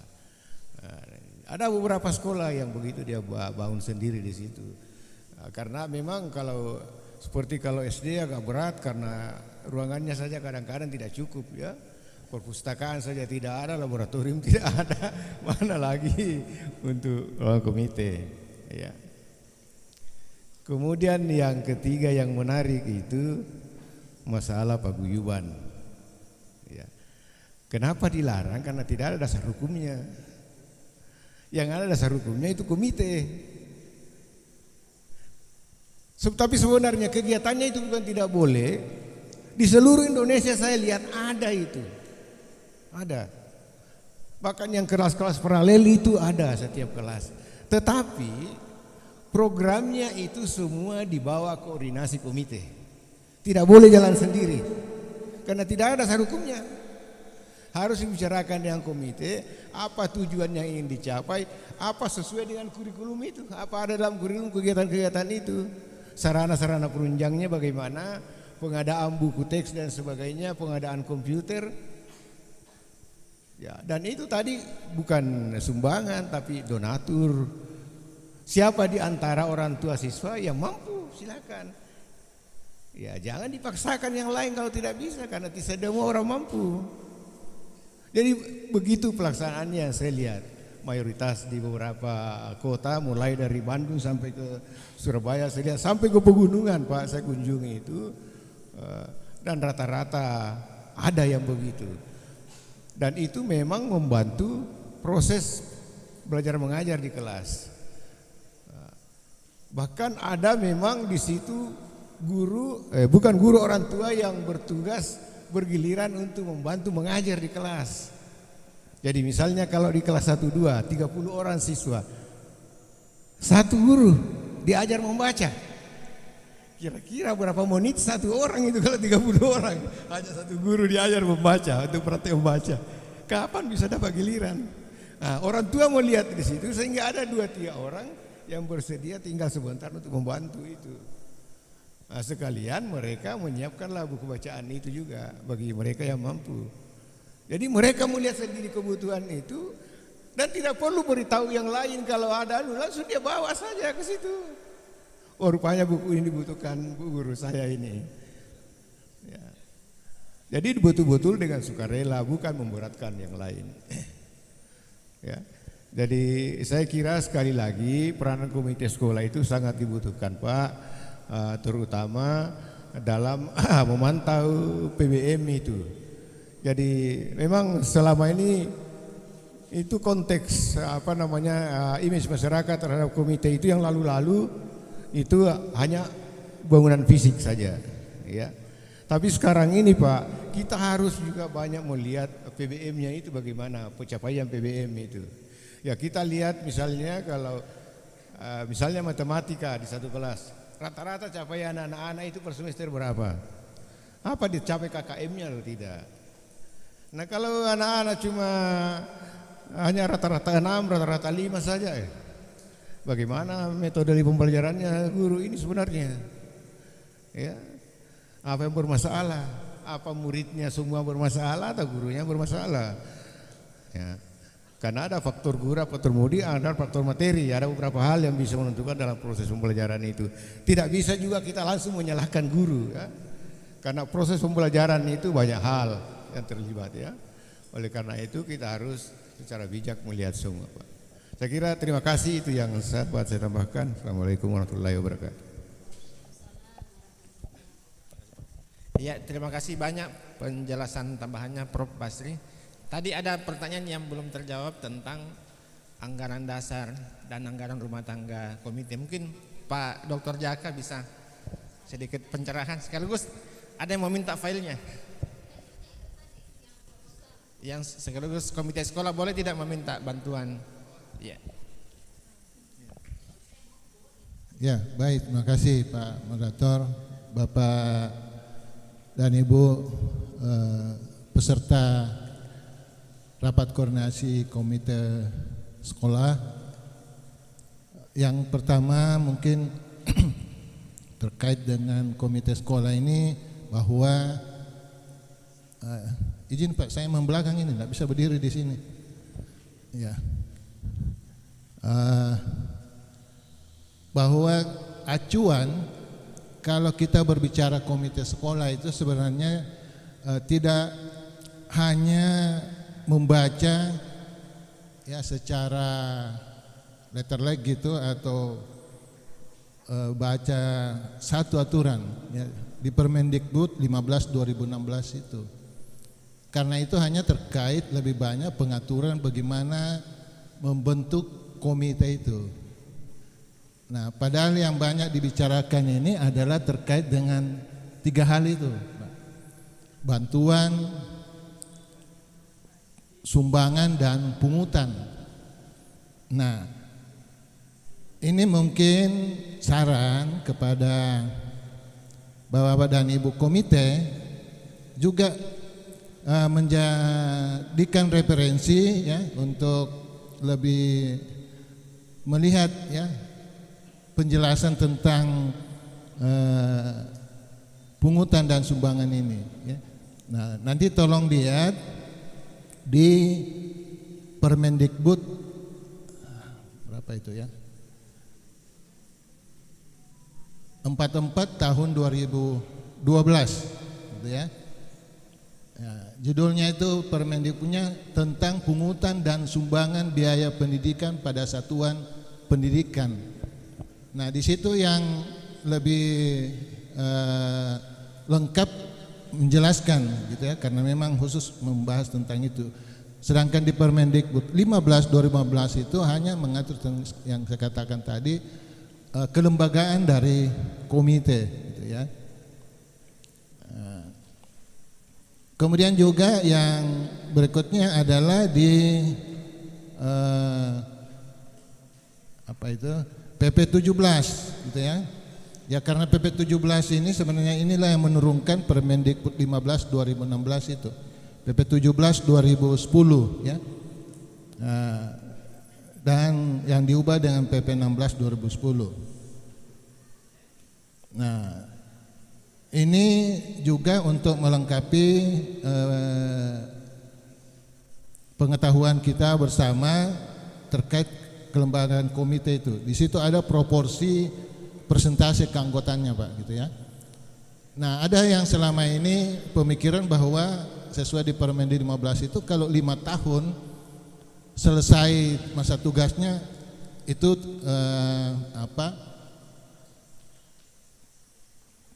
diganti gitu ya. Kata ini sebenarnya diksinya tidak tepat begitu, diganti.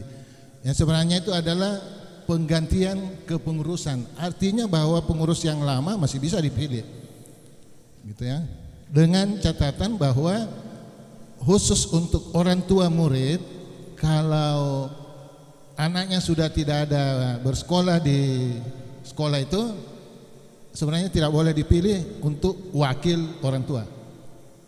Ya, tidak lagi menjadi perwakilan orang tua, tapi dia bisa dipilih dari aspek lainnya, misalnya karena dia peduli pendidikan. Nah, seperti itu misalnya, ada presentasinya kan itu diatur ya. Orang tua sebenarnya itu mewakili siswa karena anaknya ada yang sekolah di situ, maka dia mewakili orang tua siswa. Duduklah dia di situ, kemudian dipilih berdasarkan kesepakatan, misalnya jadi ketua atau apa gitu ya. Ya, apapun sebagai pengurusnya kan dia terpilih dulu sebagai anggota. Nah, itu karena perwakilan orang tua yang proporsinya ada gitu ya. Nah, sehingga kalau misalnya bertepatan dia 5 tahun berhenti atau belum baru 3 tahun, maka dia tidak lagi boleh duduk sebagai anggota komite karena keterwakilannya sudah hilang gitu ya. Nah, tetapi dia boleh dipilih masuk ke yang aspek lainnya, misalnya oh dia memang ibu ini misalnya seperti kemarin itu ada ketua komitenya, lupa Pak, yang dekan UNM itu ya, FKP. Nah, begitu dia keluar maka dia bisa masuk karena di aspek adalah peduli pendidikan gitu ya, supaya bisa memberikan kontribusi pemikiran kepada komite ya, seperti itu ya. Jadi masuk di tempat lain bahwa oh ini kami butuhkan Pak, kami tidak mau kalau dia keluar, ya silakan cari cara masuk lain gitu, tapi jangan ngotot bahwa tidak boleh diganti ya, karena sudah tidak memenuhi syarat. Nah, seperti itu kan, supaya ini tidak menimbulkan kegaduhan ya, karena Pak, ya, supaya clear, saya juga masih agak bingung. Jadi maksudnya begini, ini kan banyak terjadi ya. Banyak orang tua yang sudah tidak ada lagi anaknya, tetapi dia masih menjadi pengurus komite ya. Kalau dari penjelasan Pak Dokter tadi yang saya tangkap, dimungkinkan dimasuk menjadi pengurus komite tapi tidak berada dalam pengurus begitu. Tidak sebagai perwakilan orang tua murid. Karena dia dipilih sebagai orang tua murid waktu itu karena anaknya ada di sekolah. Gitu. Nah, dia berhenti sebagai wali murid gitu kan, perwakilan. Tapi bisa masuk dari yang presentasi lain itu. Ya kan? Kan ada 3 unsur-unsurnya itu kan. Nah, seperti itu. Ya? Guru ya, apalagi guru, nggak boleh gitu kan. Iya. Tetap karena dia posisinya sebagai guru maka tidak. Ini dikhawatirkan ada intervensi tertentu di dalam komite ya. Tidak bermaksud mencurigai kepala sekolah, tetapi bisa saja kepala sekolah mengintervensi guru ini untuk memasukkan ide-idenya ke dalam komite. Itu yang dijaga begitu. Ya, betul Pak. Ini independensi komite yang ingin dijaga seperti itu. Ya. Iya. Karena orang tua siswa itu kan sebagai wali murid. Ya. Jadi dia mewakili anaknya. Ya. Kemudian batas pendidikan kan 3 tahun, sedangkan komite 5 tahun. Ya. Apa barangkali tidak sebaiknya kita ambil memang di luar daripada wali? Karena kalau misalnya wali murid itu ya 3 tahun otomatis sudah berakhir. Bagaimana kalau dia ketua? Ya. Nanti ada lagi reshuffle kembali sebelum pengurusan berakhir. Ya. Ya. Sudah Pak ya? Oke. Nah, sebenarnya kan Pak, misalnya kebetulan dia waktu pemilihan dia terpilih sebagai ketua kan gitu ya. Nah, kemudian berakhir karena 3 tahun masih ada sisa 2 tahun ya. Nah, maka harus ada terjadi pergantian. Nah, kebetulan kalau dia masuk dari unsur lain ya terus pemilihan kembali kan boleh saja. Karena misalnya bagus kinerjanya pasti terpilih. Nah, seperti itu. Kan sebenarnya Pak, mau dia ketua apa ini kan tidak berpengaruh kepada kinerja komite sebenarnya. Sepanjang itu semua berjalan baik, semua kepengurusan. Jadi siapapun yang kepengurusannya akan terganti sebenarnya tidak ada masalah, kali ini sudah berjalan bagus. Ya, sistem yang membangun itu. Hanya memang masalahnya itu perlu dibangun kebersamaan itu Pak. Nah, seperti itu. Nah, ya termasuk terusnya Pak, jangan ketua komite saja yang tahu atau paham persis kegiatan komite itu. Mestinya itu secara keseluruhan keanggotaan, sehingga siapapun suatu ketika komite ini juga memang sudah capek, saya tidak mau lagi, dipaksa-paksa juga, tidak ada apa kepentingannya gitu Pak, sehingga tidak mau. Yang lain bisa melanjutkan gitu, jangan satu orang yang menjadi idola begitu.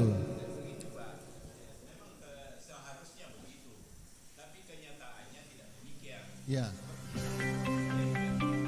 Ya. Pada umumnya kan orang tuanya, saya tidak menjustis. Ya. Tidak berada dalam keinginan pendidikan itu.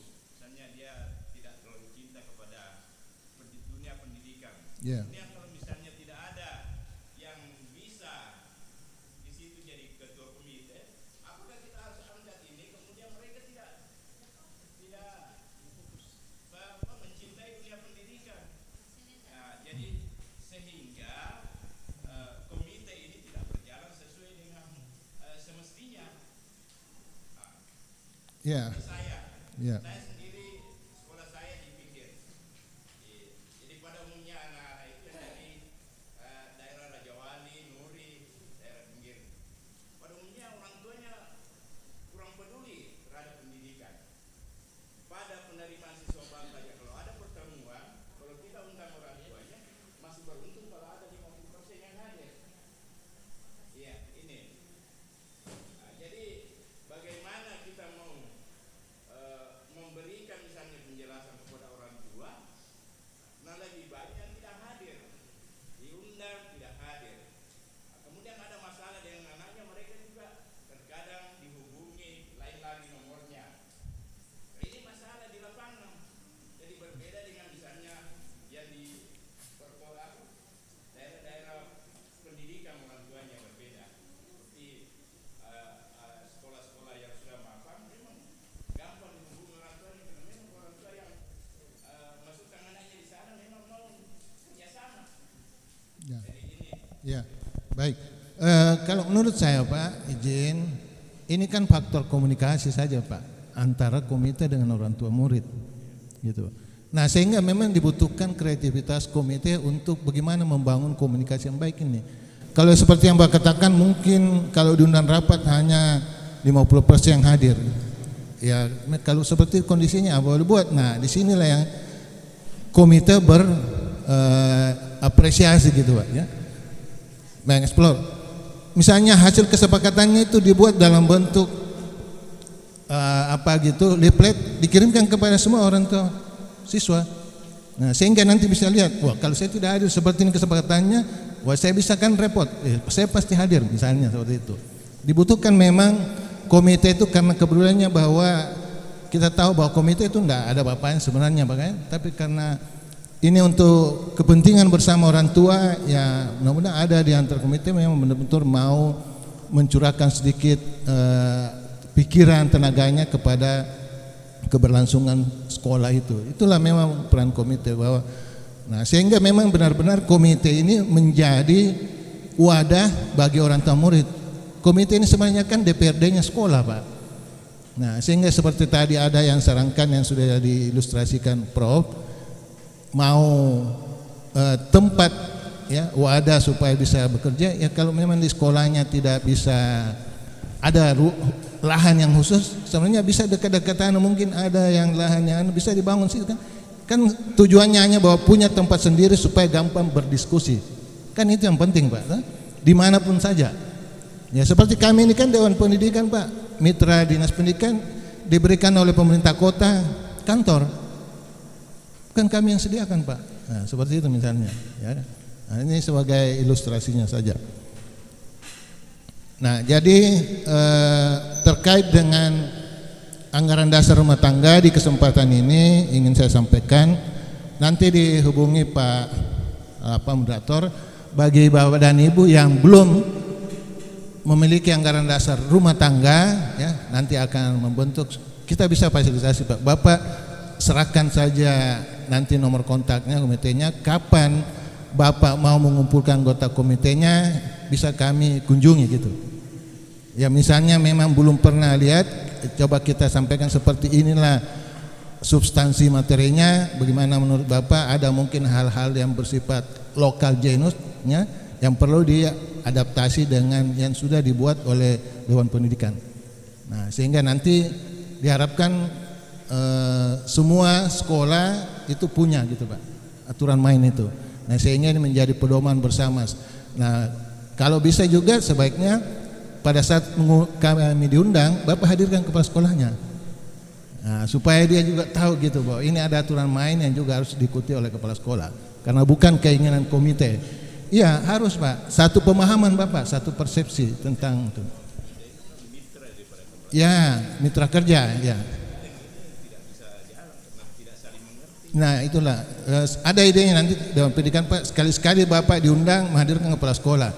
Tidak bermaksud bertengkar gitu, tetapi untuk membangun satu persepsi. Nah, seperti itu Pak. Sekiranya itu dari saya Pak.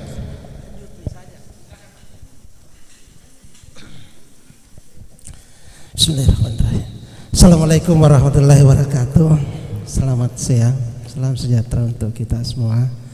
Para narasumber yang saya hormati, Bapak Ibu anggota Dewan Pendidikan dan para komite yang sempat hadir. Saya biarlah menghadap ke sini karena saya akan bicara, saya akan memberikan masukan untuk dinas dan juga penjelasan-penjelasan sedikit terkait dengan operasional sekolah. Tadi muncul pertanyaan dari belakang, seperti apa itu izin operasional sekolah, lalu kemudian kapan itu ada, apakah memang itu harus ada karena sebelumnya tidak ada. Jadi sebagai informasi untuk dinas dulu, di Makassar ini banyak sekolah kita yang swasta ya, saya bicara swasta, yang harus memiliki izin operasional, itu sudah pasti. Jangan ada sekolah melahirkan sebelum waktunya. Tadi Dinas Pendidikan Ibu Kurni mengatakan ada sekolah yang berjalan sudah 3 tahun lalu kemudian tidak memiliki izin operasional. Saya sampaikan untuk ke belakang, izin operasional itu mutlak harus ada. Jangan ada sekolah baru 3 tahun sudah ujian akhir dan akan lulus sebagai sebagai seorang siswa yang lulus dari SD misalnya, yang mestinya harus 6 tahun. Itu namanya melahirkan sebelum waktunya, ya prematur. Karena baru 3 tahun, kalau izin operasionalnya keluar tahun ini, melahirkan 3 tahun kemudian prematur ijazah palsu itu mestinya 6 tahun. Itu berarti ya palsu, aspal nih. Itu artinya izin operasional harus dibuat, harus ada, harus sudah keluar pada saat sekolah itu mulai beroperasi supaya tidak prematur lulusannya. Untuk dinas di Makassar juga ini misalnya izin operasional ini kan banyak sekolah yang boleh dibilang abal-abal ya. Hidup segan mati tak mau banyak. Ini yang harus diperhatikan oleh dinas.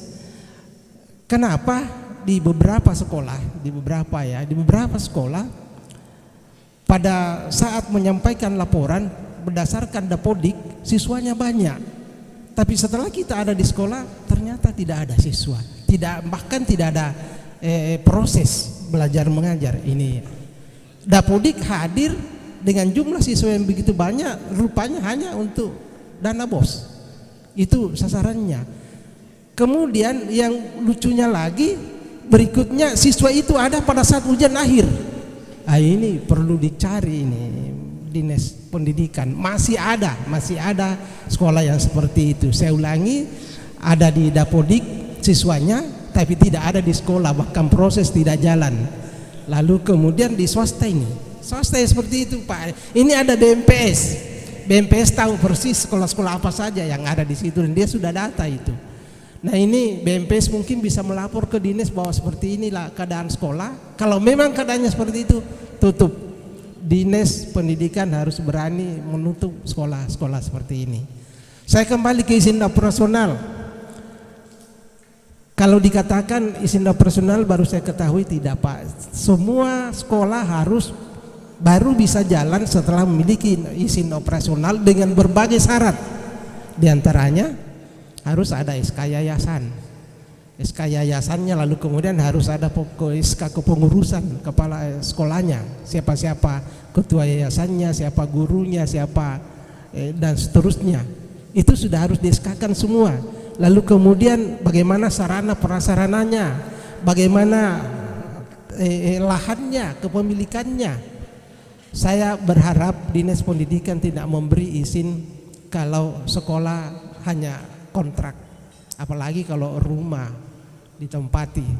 Biasa ada sekolah kontrak lalu diberikan izin operasional. Ini harapan saya kepada Dinas dan penjelasan saya kepada teman-teman komite.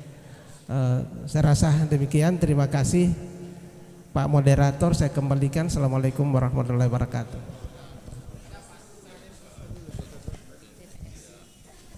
Izin Pak. Assalamualaikum warahmatullahi wabarakatuh dan selamat siang. Tapi Bapak sekalian, ini sangat menarik sekali kita punya diskusi hari ini. Saya mau sampaikan juga bahwa di sekolah swasta itu yang selalu menjadi sasaran tembak itu yang hal-hal yang negatif. Seperti tadi dikirakan Pak Kadis, Pak mantan Kadis. Itu di swasta tidak ada lagi yang begitu Pak. Yang ada tenisnya seperti ini. Misalnya begini, contoh, ya. contoh Pak. Ada sekolah, karena sekolah itu memang dibuat sedemikian rupa sehingga mereka masyarakat itu tertarik. Dia itu anak-anak itu banyak menghafal Al-Quran di sekolah, di tempat tempat tapisnya itu Pak. Seperti misalnya sudah banyak berdiri. Sekolah itu tidak terdaftar, tidak mengeluarkan jasa asli, tapi dia hanya kayak kursus kayak belajar Al-Quran saja, menghafal saja.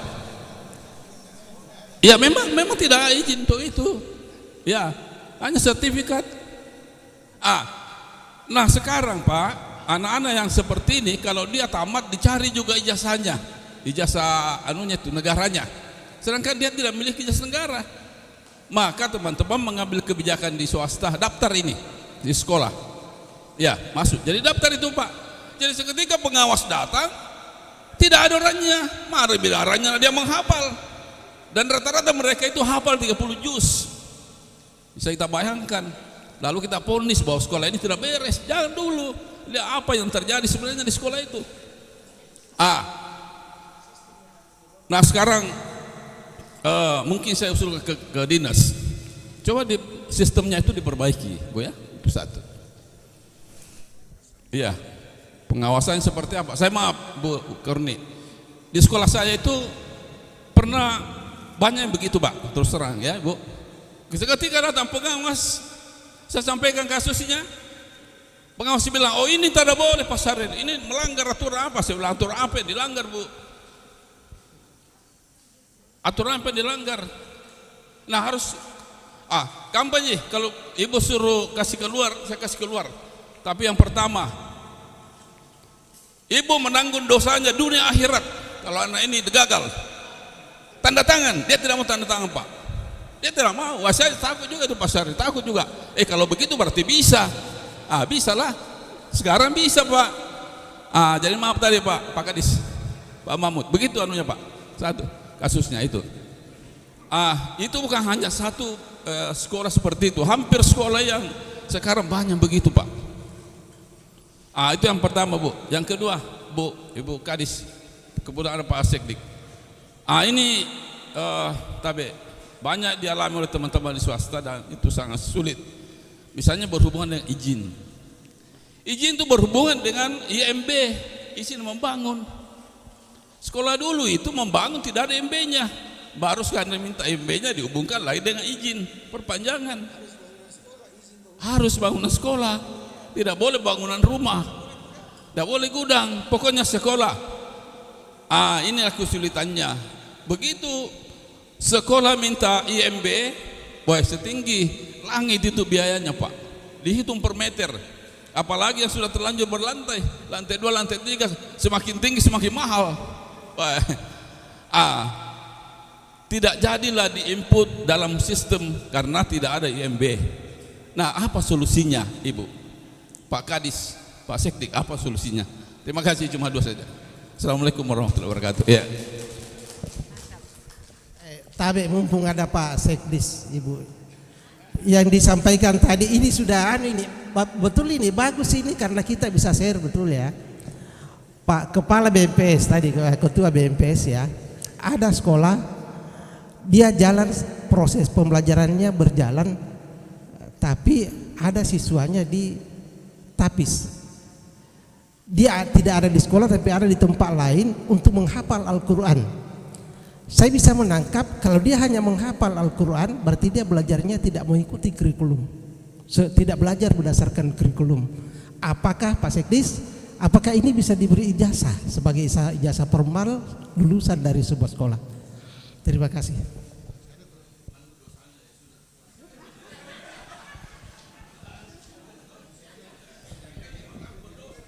Iya, terima kasih banyak Pak. Di sini sudah hadir Bapak Sekretaris Dinas Pendidikan Makassar, Pak Aminuddin Tarawe. Mungkin langsung direspon beberapa pertanyaan tadi Pak terkait, atau Bu Yeni dulu? Bu Yeni silakan dulu. Iya, ini pertanyaannya ini menarik dan menusuk deh. Yang terakhir, ya, karena memang banyak terjadi ya teman-teman, tapi sebelum saya masuk di situ barangkali saya sedikit juga memberikan pandangan bahwa yang dimaksud tadi sebuah sekolah yang swasta ya, jadi ini sebenarnya kita tidak menyamaratakan Pak Sahrir, supaya artinya yang dia sampaikan Pak Mahmud ini benar, dan saya kebetulan berada di suasana tersebut. Saya pernah mengajar di sebuah ruko, itu kan 2005. Jadi memang sekolahnya itu di ruko, jadi memang kita pindah-pindah rumah toko yang dikosongkan. Jadi dengan adanya aturan seperti ini sebenarnya juga memang akan rapi, baik, tapi itu juga yang menjadi pertanyaan saya yang ditanyakan oleh Pak Mahmud dan Pak Sahri, dan pastinya kita akan cari jalan keluarnya. Yang sudah terlanjur ada tapi tidak ada IMB-nya. Kalau saya bisa mengusulkan Pak, ini kalau masih kebijakannya itu tidak melanggar dengan aturan, harusnya IMB untuk pendidikan itu dibedakan. Kalau perlu kalau digratiskan gitu. Ini kan kembali ya, catatan di bawahnya, kalau tidak melanggar dengan aturan hukum. Kan kita yang buat, tidak, maksudnya tidak, kita harus kalau melanggar kita harus buka pasalnya gitu. Ya, ini karena dia sudah sudah terlanjur ada. Ini kan artinya aturan itu tidak boleh berlaku mundur. Kecuali kalau sudah disampaikan dari awal baru ada IMB-nya terus dia tetap melanggar, ya memang itu salah. Tapi ini kan ceritanya sudah berjalan nih, enggak mungkin kita pukul mundur ke belakang, enggak mungkin juga kita berhenti, maju kena, mundur kena. Dan sepengetahuan saya, aturan itu tidak akan berlaku mundur. Ini kan baru ada semenjak sekarang. Tetapi memang tetap harus dirapikan, untuk itu saya sepakat. Dan yang terakhir yang tadi ini memang banyak menjamur sebuah sekolah tahfiz yang dia tetap menginduk di sebuah sekolah. Karena beberapa harapan orang tua tentunya mengharapkan bahwa kita ini tidak hidup di dunia tapi di akhirat. Dengan anak-anak menghafal 30 juz, sudah ada dalam hadisnya itu bahwa akan dipakaikan mahkota, siapa tidak mau. Kita ini punya hidup ada batasannya di dunia, yang kita mengejar juga dengan akhirat. Apakah aturan ini juga tidak dimungkinkan untuk memfasilitasi tersebut? Dan kita yakin saja walaupun terbuka bahwa sekolah tahfiz menerima anak-anak, tidak semua juga anak-anak itu mau di sekolah tahfiz. Ini barangkali juga yang menjadi perhatian kita, karena hanya sedikit anak yang diberikan hidayah untuk dia bisa betah. Bayangkan 2 tahun atau 3 tahun dia berpisah dari orang tuanya, dia fokus kepada menghafal. Karena ini juga barangkali akan saya diskusikan dengan teman-teman, ada kebetulan teman juga yang punya rumah tahfiz. Apakah memang tidak dimungkinkan ketika seorang anak ingin menjadi seorang hafiz atau hafizah, tidak diberikan ruang untuk mempelajari bidang ilmu lain? Ini memang ini sangat menarik, nanti saya akan diskusikan karena saya memang juga mencoba anak saya masuk di dalamnya. Artinya begini, kita menghargai institusi yang ada, kurikulum yang ada, bahwa anak-anak juga harus dibekali dengan ilmu dunia selain dengan tahfiz. Tetapi yang selama ini terjadi, rumah tahfiz memang tidak memberikan ruang anak-anak pelajar belajar umum karena kekhawatiran mereka akan terjadi kekacauan menghafalnya gitu. Jadi ini barangkali tugas berat, dan kalau Dinas Pendidikan mempunyai solusi yang gitu, saya pikir ini akan menjadi suatu isu yang menarik yang tentu saja akan dilirik oleh masyarakat. Sekian, Assalamualaikum warahmatullahi wabarakatuh.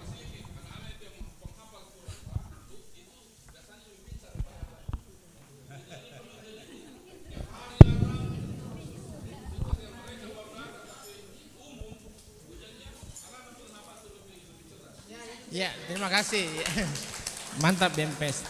Ya, saya kira Bapak Sekretaris Dinas Pendidikan juga perlu merespons beberapa tanggapan pertanyaan dari pengurus komite sekolah. Silakan Pak Aminuddin. Ya. Baik, bismillahirrahmanirrahim. Assalamualaikum warahmatullahi wabarakatuh. Alhamdulillahirabbil alamin. Pertama-tama saya ingin mengajak kita semua untuk senantiasa memanjatkan puji syukur kepada Allah Subhanahu wa taala, Tuhan yang Maha Esa, karena dengan rahmat dan ridhonya sehingga pada siang hari ini kita bisa bersilaturahim di tempat ini. Posisi saya sekarang jadi apa ya? Bukan. Pemain cadangan. Jadi kalau dalam sepak bola kebetulan saya tadi markirnya di depan stadion yang belum selesai ini. Saya bilang saya dikasih tahu, Pak, jadi pemain pengganti dulu. Oh iya, insya Allah saya jadi pemain. Tapi it's okay, enggak apa-apa. Memang begitulah, memang begitu harusnya. Bapak Ibu yang saya hormati, saya lihat beberapa catatan tadi yang dibuat. Yang pertama tadi ruang khusus komite. Ruang khusus komite itu saya kira sah-sah saja sepanjang ada ruang yang bisa ditempati di sekolah. Saya kira bagus itu menjadi sekretariat. Karena kenapa? Karena komite ini sebenarnya punya peran penting sekali di sekolah. Hanya saja pengaturan komite ini yang perlu diperbaiki. Saya punya teman satu di Sambung Jawa. Di SD Kompleks Sambung Jawa itu saya tanya, siapa ketua komite tak? Dia bilang itu Pak, yang di muka rumah, yang di muka sekolah. Saya langsung angkat jempol 2 jempol saya angkat. Dia bilang kenapa? Saya bilang bukan karena Pak Lutfi ini mantan Sekcam Mariso kalau nggak salah, bukan karena Pak Lutfi ini teman saya, kawan saya, senior saya. Tidak, tetapi saya sangat respons sekali karena beliau ingin menjadi komite di sekolah di mana dia bertetangga dengan sekolah itu. Ini yang paling bagus. Alasan saya yang pertama, memang komite itu sebaiknya orang yang berada di sekitar sekolah itu. Ya, bahkan memang di tempat di sekolahnya sekarang rumahnya Pak. Yang kedua, saya bilang orang itu bisa melihat ketahanan sekolah. Dulu zamannya P4 itu Pak, ada namanya ketahanan sekolah. Ketahanan sekolah itu adalah bagaimana orang-orang yang ada di sekitar situ, di sekitar sekolah itu mampu untuk menjaga sekolahnya. Jangan kayak saya harus bilang kayak di ujung tanah sana. Justru di Manggala juga ada. Justru orang-orang yang ada di sekitar sekolah itu memakai tempat itu untuk segala hal yang sebenarnya bukan urusan sekolah. Pada malam hari, saya kira kita tahu itu yang saya maksud. Pada malam hari dipakai gitu. Nah, pada siang pagi harinya anak-anak itu sudah di situ abu rokok, cergen, macam-macam. Jadi saya bilang kepala sekolahnya, siapa ketua komite tak? Dia bilang ini Pak, di mana tinggal? Di sana. Oh salah Ki, ambil Ki ketua komite yang ada orang di situ supaya dia yang baku tegur. Ini mungkin strategi. Sehingga kalau dikatakan tadi kembali pertanyaannya, kalau ruang khusus komite, it's okay sepanjang itu ada ruangan yang bisa digunakan. Yang kedua, tadi juga ada pertanyaan tentang apakah komite bisa ngusul, bisa buat proposal. Sangat bisa Pak, sangat bisa. Nah, di pemerintah Kota Makassar melalui Dinas Pendidikan ada beberapa di situ Pak bantuan untuk sekolah, baik sekolah negeri maupun untuk sekolah swasta. Beberapa sekolah swasta kemarin saya sudah disposisi ke bidang sarana untuk diberi bantuan, tetapi pemberian bantuannya itu tentu harus ada memang proposal yang dibuat oleh sekolah bersama komite. Komite sekolah buat sama-sama.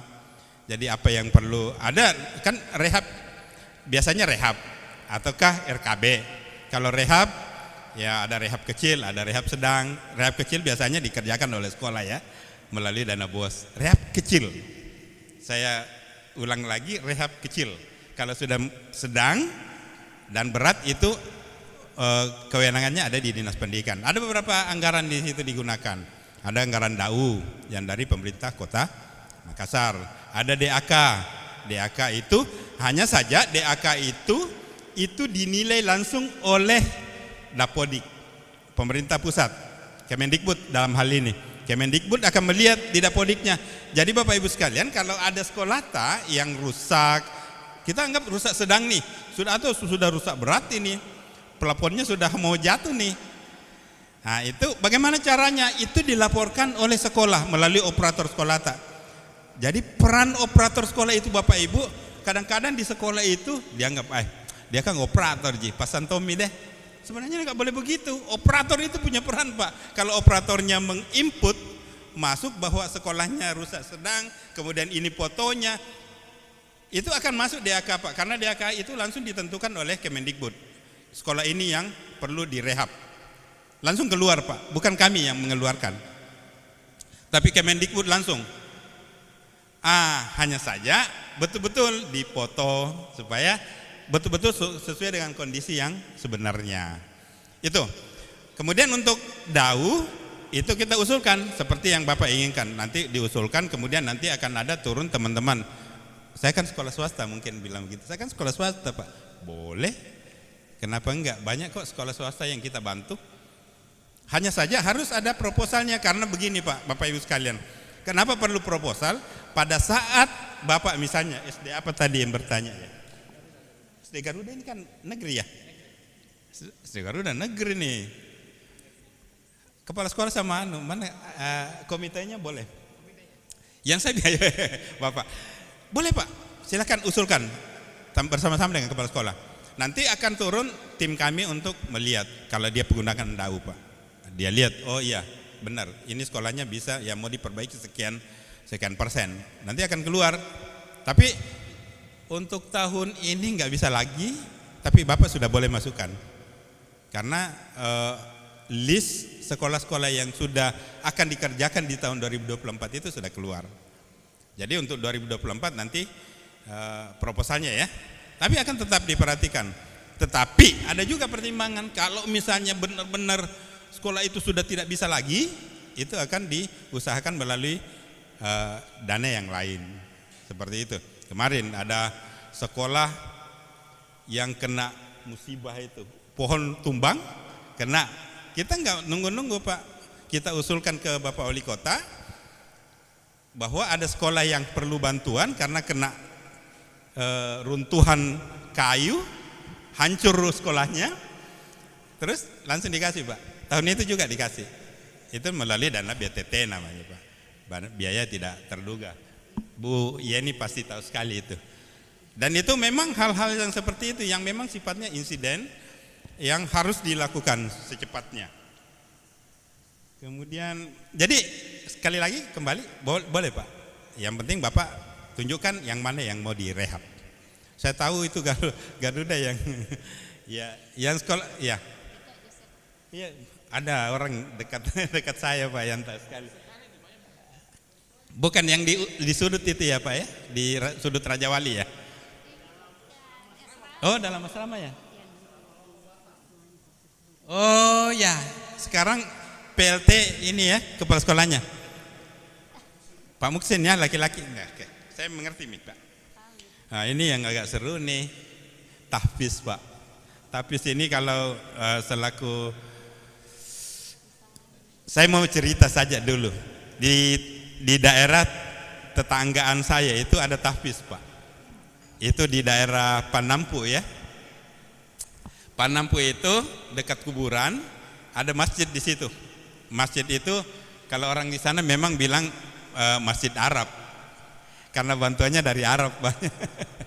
Masjid Arab. Jadi di situ dibuat tahfiz Pak. Pas sekali di kantor itu, waktu saya masih di balai kota, ada staf saya satu punya anak, itu staf saya itu suami istri, punya anak, dia sekolahkan di tahfiz. Pada saat kelas 6 agak kebingungan. Kelas sudah masuk usianya, sudah masuk 12 tahun, harusnya sudah kelas 6, dia kebingungan. Dia bilang, Pak, bagaimana ini anakku? Enggak bisa ujian, harusnya ujian. Enggak bisa juga dapat ijazah. Saya bilang iya. Tahfiz itu kan sebenarnya selama ini diurusi oleh Kementerian Agama. Ini enggak melempar ya, enggak melempar. Tapi tahfiz ini diurusi oleh Kementerian Agama. Ya. Kemudian kalau misalnya anak-anak seperti ini, itu dulu saya arahkan anaknya, teman saya, staf saya itu saya arahkan, oh ya, kita ikut paket pendidikan kesetaraan. Jadi kebetulan kelas 6 saya ikutkan dia di pendidikan kesetaraan di paket A. Terus Pak, kalau tahun depan bisa nggak sekolah anakku di SMP? Boleh saja. Boleh-boleh saja. Saya bilang orang usia 20 tahun saja bisa ikut paket A kok. Nggak ada Pak, nggak ada masalah. Ya apalagi anak bapak itu kan masih 12 tahun dan tahun depan bisa bersekolah di sekolah SMP. Itu jalan keluar yang kita bisa ambil.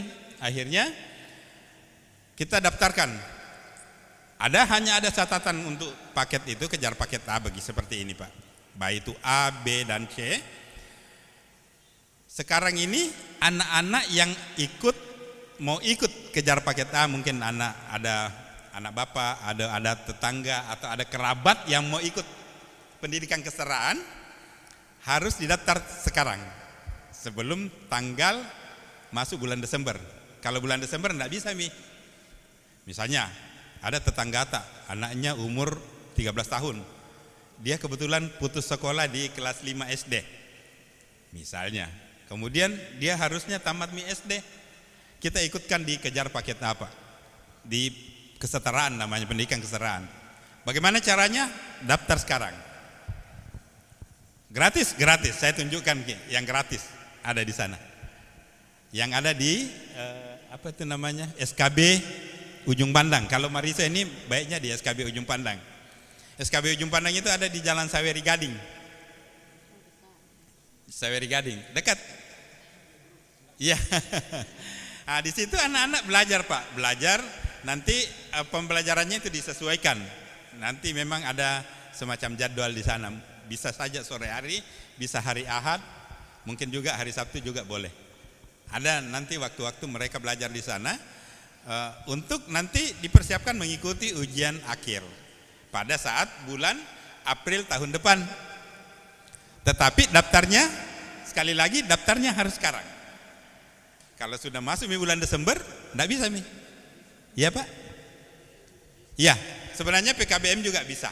PKBM, ada PKBM yang ada di Mariso, itu juga boleh. Kalau yang nggak ada dibawa ke yang dikelola langsung oleh pemerintah Kota Makassar itu SKB itu, yang ada di Saweri Gading, ada satu juga di Biringkanaya. Di Biringkanaya itu SKB Biringkanaya namanya di Salodong sana, Salodong. Kalau untuk PKBM juga banyak yang dikelola oleh masyarakat. Itu boleh juga itu. Mereka boleh ikut.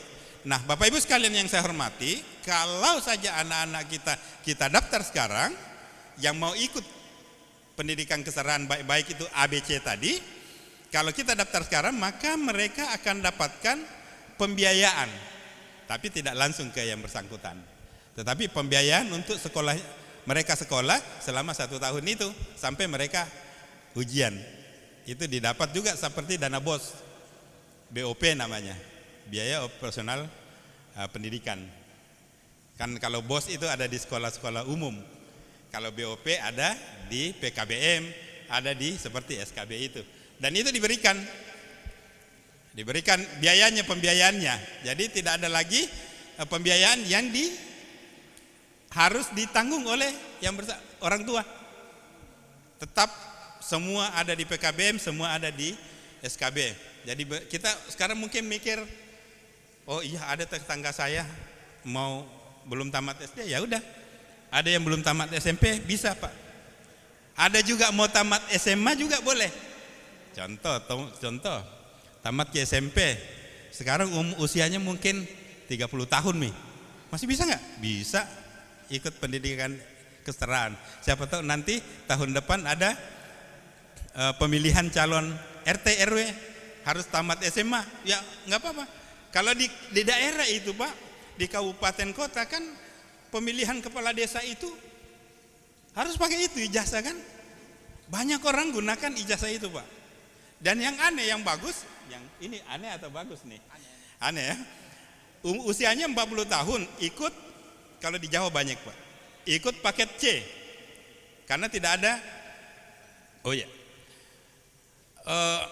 dapat paket C, kemudian terpilih jadi kepala desa. Selamat datang Pak Ketua. Waalaikumsalam.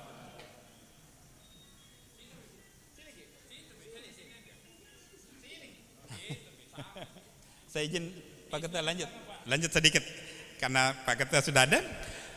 Saya sampaikan bahwa mereka terpilih jadi kepala desa. Begitu terpilih kepala desa, wih S2 Pak, habis juga. Kuliah juga, selesai S1, selesai S2. Bisa terpilih. Terpilih juga kepala desa itu kan harus tamat SMA. Sama dengan mau jadi anggota legislatif juga harus tamat SMA dan bisa menggunakan ijazah paket C. Yang berikut tahfiz tadi, tahfiz itu ya Pak ya. Kemudian izin IMB itu kan kalau persyaratan memang satu persyaratan yang digunakan oleh PTSP Pak.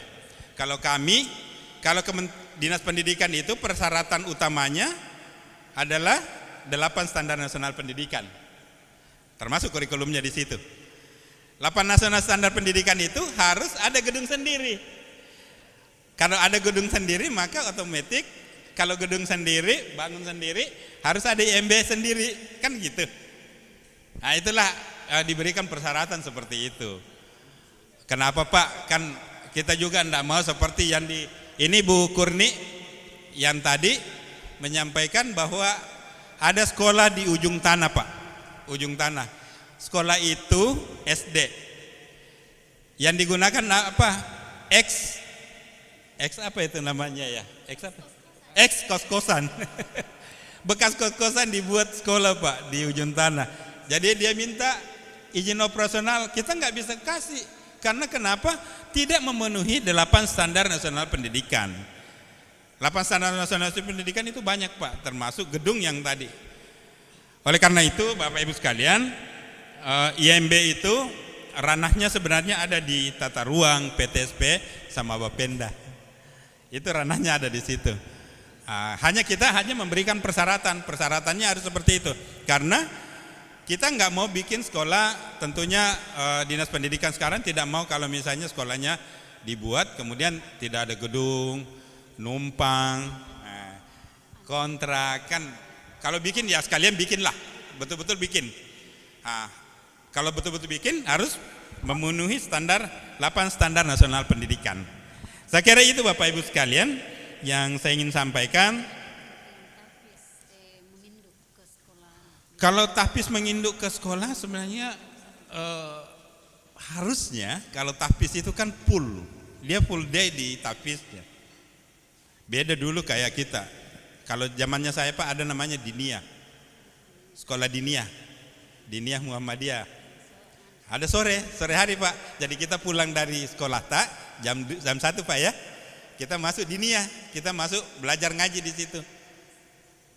Memang 2 kita dapat ijazah, aja ijazah diniyah dari Kemenak, kita dapat ijazah ijazah dari Kemendikbud. Tetapi sekarang ini tahfiznya saya lihat, tahfiz itu dari pagi sampai sore. Bahkan ada yang bermalam. Sehingga agak susah Pak.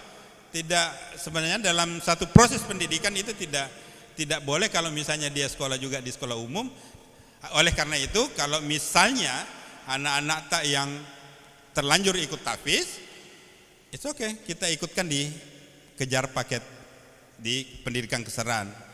Kalau solusi saya, pendidikan keseraan nanti anak-anak yang ikut tahfiz itu akan diajari oleh PKBM yang bersangkutan di tempat tahfiznya. Dan dia sudah terdaftar menjadi siswa. Dia terdaftar di Dapodik. Iya Pak. Yang paling penting itu Pak, anak-anak harus terdaftar di Dapodik. Kalau di tahfiz itu enggak terdaftar di Dapodik. Oleh karena itu kalau misalnya sekali lagi, kalau anak-anak sudah ikut sekarang di tahfiz, silakan diikutkan di pendidikan kesetaraan biar mereka bisa dapat ijazah Kemendikbud. Saya kira itu. Terima kasih. Mohon maaf Pak Ketua. Saya memberikan solusinya seperti itulah.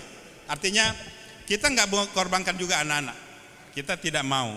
Nanti anak-anak juga harus tamat. Nanti kan kalau sudah tamat nih SD, tapi banyak sekolah sekarang Pak.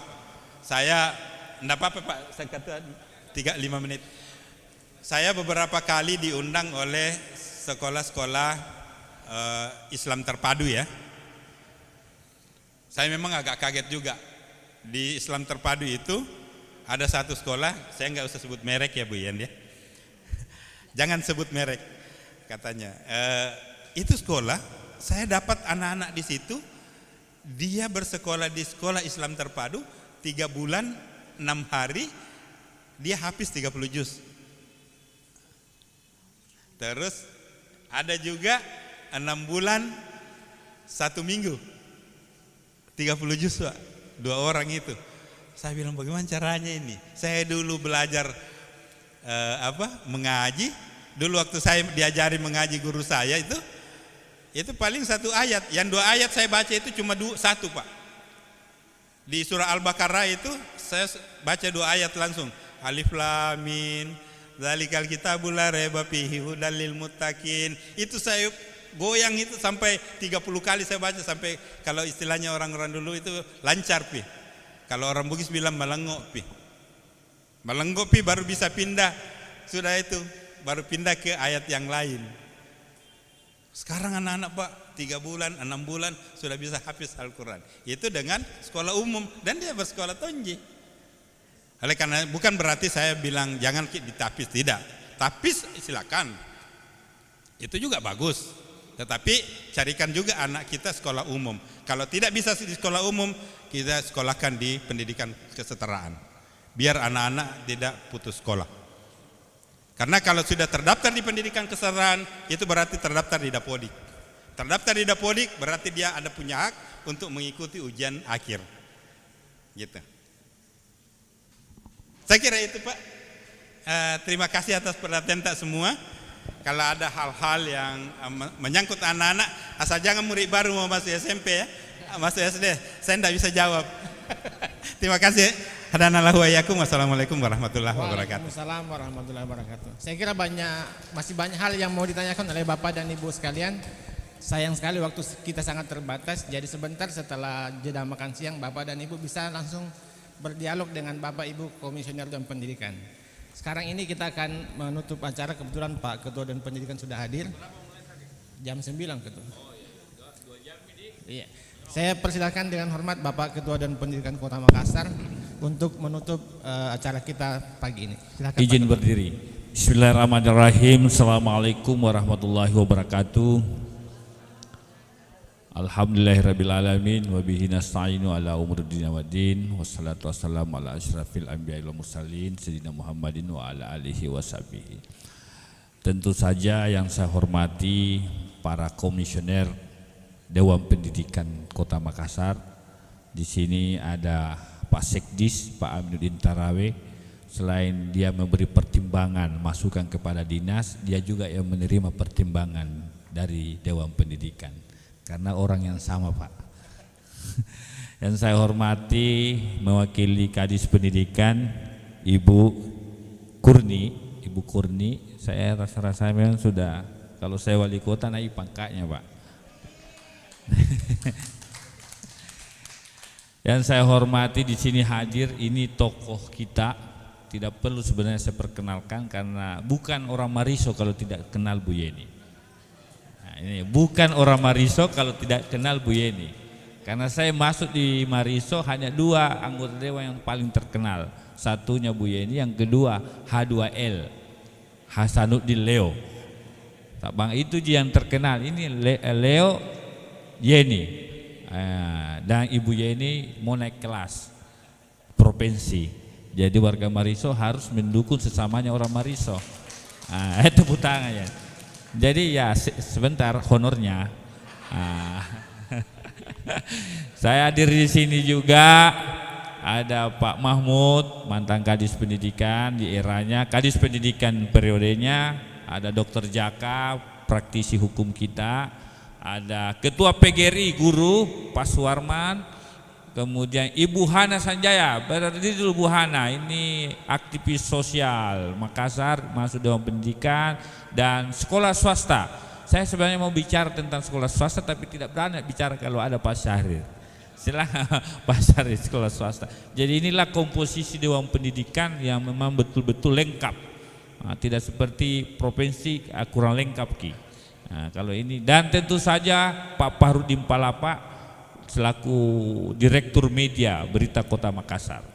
Dan yang saya hormati, muliakan, ada tadi Pak Suwarman Ketua PGRI, dia juga caleg Pak di Dapil Taman Rea Biringkanaya. Jadi kalau bapak-bapak punya keluarga boleh, karena beliau ini memperjuangkan guru, khusus guru. Yang saya hormati dan muliakan dan banggakan para peserta dari komite sekolah di Mariso. Hari ini kita disibukkan pada, saya setiap bangun tidur, begitu saya aktifkan HP ku, sing anak sekolah Pak. Ini pekerjaan paling susah, mundur kena, maju kena. Mau membantu, di satu sisi saya ketua Dewan Pendidikan, ketua DPR, dia harus jadi teladan, contoh, tidak boleh cawe-cawe. Di satu sisi, di sisi lain kalau tidak membantu lari suaranya. Apa Pak Rudi, nampai anak sekolah disuruh kasih masuk tidak bisa bantu, cilaka kita Pak. Inilah problem yang saya hadapi hari ini dan kita hadapi bersama. Siapa yang kita mau salahkan? Tidak ada yang perlu salahkan, karena memang masyarakat kita standarnya masih di bawah Pak. Tidak seperti daerah-daerah yang maju. Urusan anak sekolah dibawa kepada pejabat untuk ngurus intervensi. Ya gimana Pak? Baru masuk sekolah minta bantuan dekeng. Belum masuk PNS, belum masuk apa, baru Pak kerja. Nah, inilah mentalitas kita hari ini. Samalah ketika, mau maaf, negara paling besar demokrasinya itu Indonesia Pak. Indonesia kalah, orang bilang Indonesia nomor sekian setelah Amerika nomor 3, Indonesia Pak. Pemilihan kepala desanya oleh rakyat. Dulu Makassar, untung PJJ ini, dulu Makassar RT-nya juga rakyat yang pilih. Istilahnya, jadi luar biasa, kembali ke rakyat. Yang memilih, kalau mau memilih wakilnya, kalau tidak ada begininya, maka lagi Ibu. Dulu Sibi Napace 2024 konon katanya Pace Mipuna Sibi. Dulu Sibi Siri Napace dulu, zaman dulu Siri Napace berganti Sibi Napace. 5 tahun lalu. Nanti katanya ini tahun depan pacemi punasibi. Saya selalu bicara begini. Kenapa begitu? Mentalitas rakyat kita, dia tidak pernah menilai. Oh, Pak Rudi lalu Bu Yeni rekam jejaknya. Oh, tahu waktunya mahasiswa, dia memang aktivis. Dia memang sudah memperjuangkan sebagai parlemen jalanan misalkan. Cocok mewakili kita. Yang dia lihat bukan itu, Pak. Bagaimana Ibu Yeni misalkan waktu di Unhas, waktu masa lalunya mengaktif, Ibu Hana misalkan, bukan itu. Pak Suwarman memperjuangkan aspirasi nasib guru, bukan itu. Mudah-mudahan 2024 tidak begitu. Mudah-mudahan. Kan rakyat baru datang sosialisasi, nek jadi nanti enggak? Nek jadi nanti. Saya bilang, saya pernah begitu, Pak. Jam maki pilih, jam mako pilih, Kak. Saya datang di sini, yang penting kita silaturahmi, saling kenal. Tak kenal maka tak sayang maka tak cinta. Jam mako, pokoknya jangan kau pilih ya, jangan kau tahu, Kak. Akhirnya saya kasih bicara begitu memang nih. Nah, inilah problematika kita. Samalah di dunia pendidikan hari ini. Baru anak sekolah sudah menghubungi. Saya kalau buka, Pak, masuk SD, masuk SMP, masuk SMA, masuk kuliah.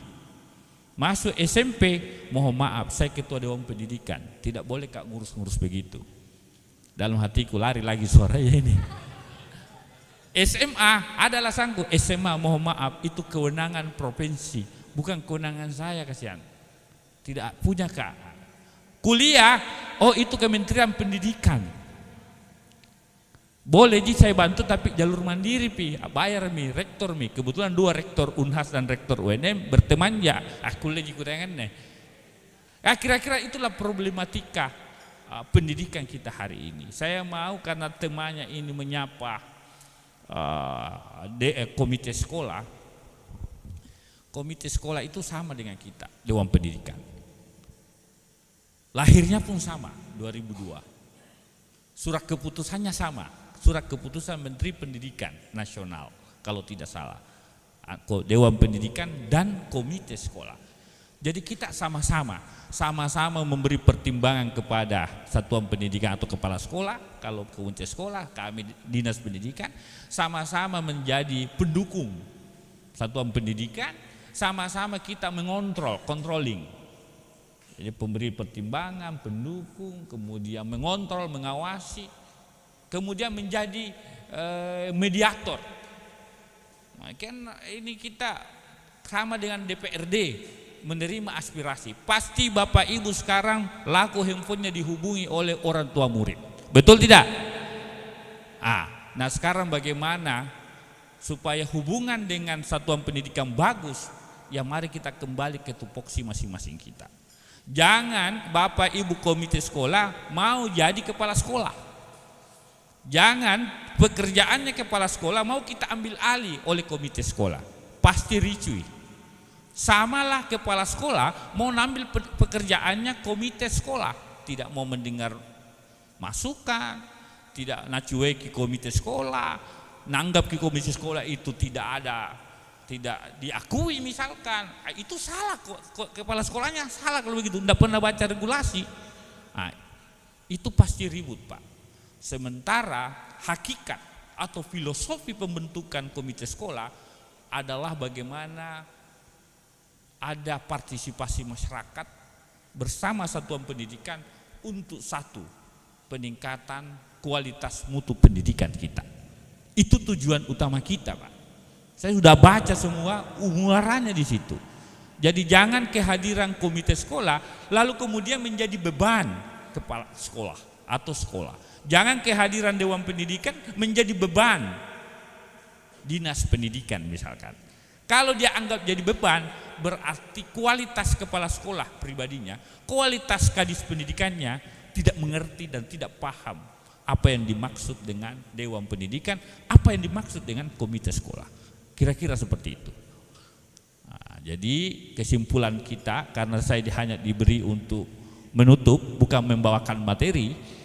Sekiranya kepada Bapak Ibu, mari kita jalankan peran-peran kita, fungsi kita sesuai dengan regulasi aturan yang melekat pada kita sebagai komite sekolah.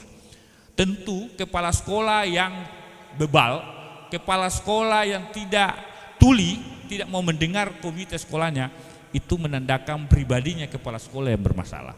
Karena kepala sekolah yang mau mendengar komite sekolahnya, berarti dia bisa diajak berdiskusi, menerima pertimbangan, menerima masukan, menerima aspirasi dari komite sekolah. Tentu saja jangan masukan-masukan yang tidak benar, Pak. Misalkan tidak layak masuk diterima di sini, kasih naik rubah nilainya, pantamen joeng, itu juga tidak benar. Tetapi tentu saja bisa juga bikin kompromi-kompromi sepanjang itu tidak bertentangan dengan aturan atau regulasi yang ada. Cocok itu Pak Jakadi, sepanjang tidak bertentangan dengan ketentuan peraturan perundang-undangan. Kalau tidak bertentangan, semua bisa diatur. Contoh, masih kurang jumlah siswanya, kuliah di Pantaman jo jalur, kan ada 3 jalur biasa ini Bu Yeni ya, jalur afirmasi, jalur prestasi, sonasi, atau sonasi non sonasi. Yang terakhir ada jalur baru Pak, jalur kebijakan. Apa itu jalur kebijakan?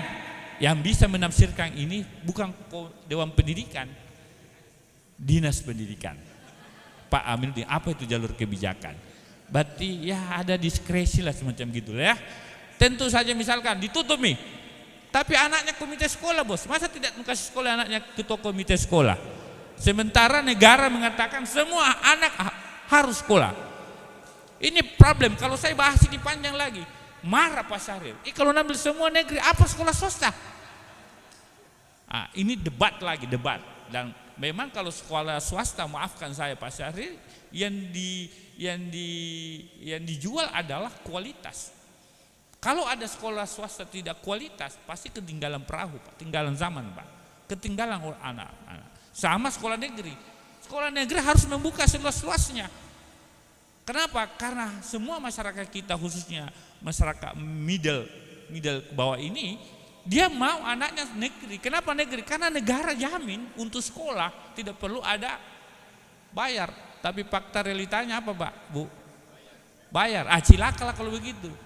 Berarti negara gagal memenuhi ketentuan peraturan perundang-undangan. SD, SMP itu harus tidak ada apa-apa harusnya. Doakan saya jadi wali kota Pak, Bu ya. Kampanye dikit, belum bebas.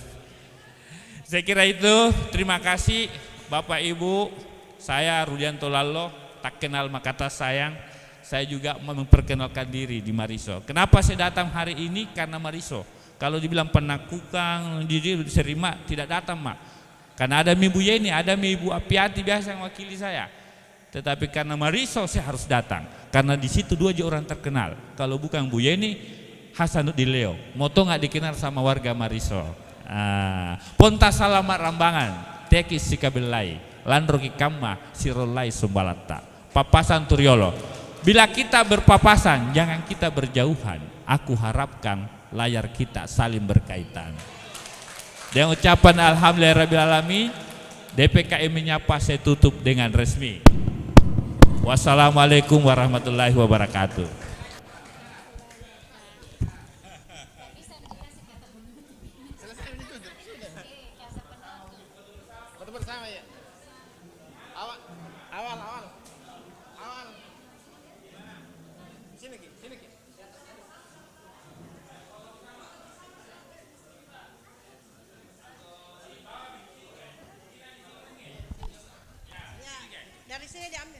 Ya, silakan kita foto bersama dengan Ketua DPRD.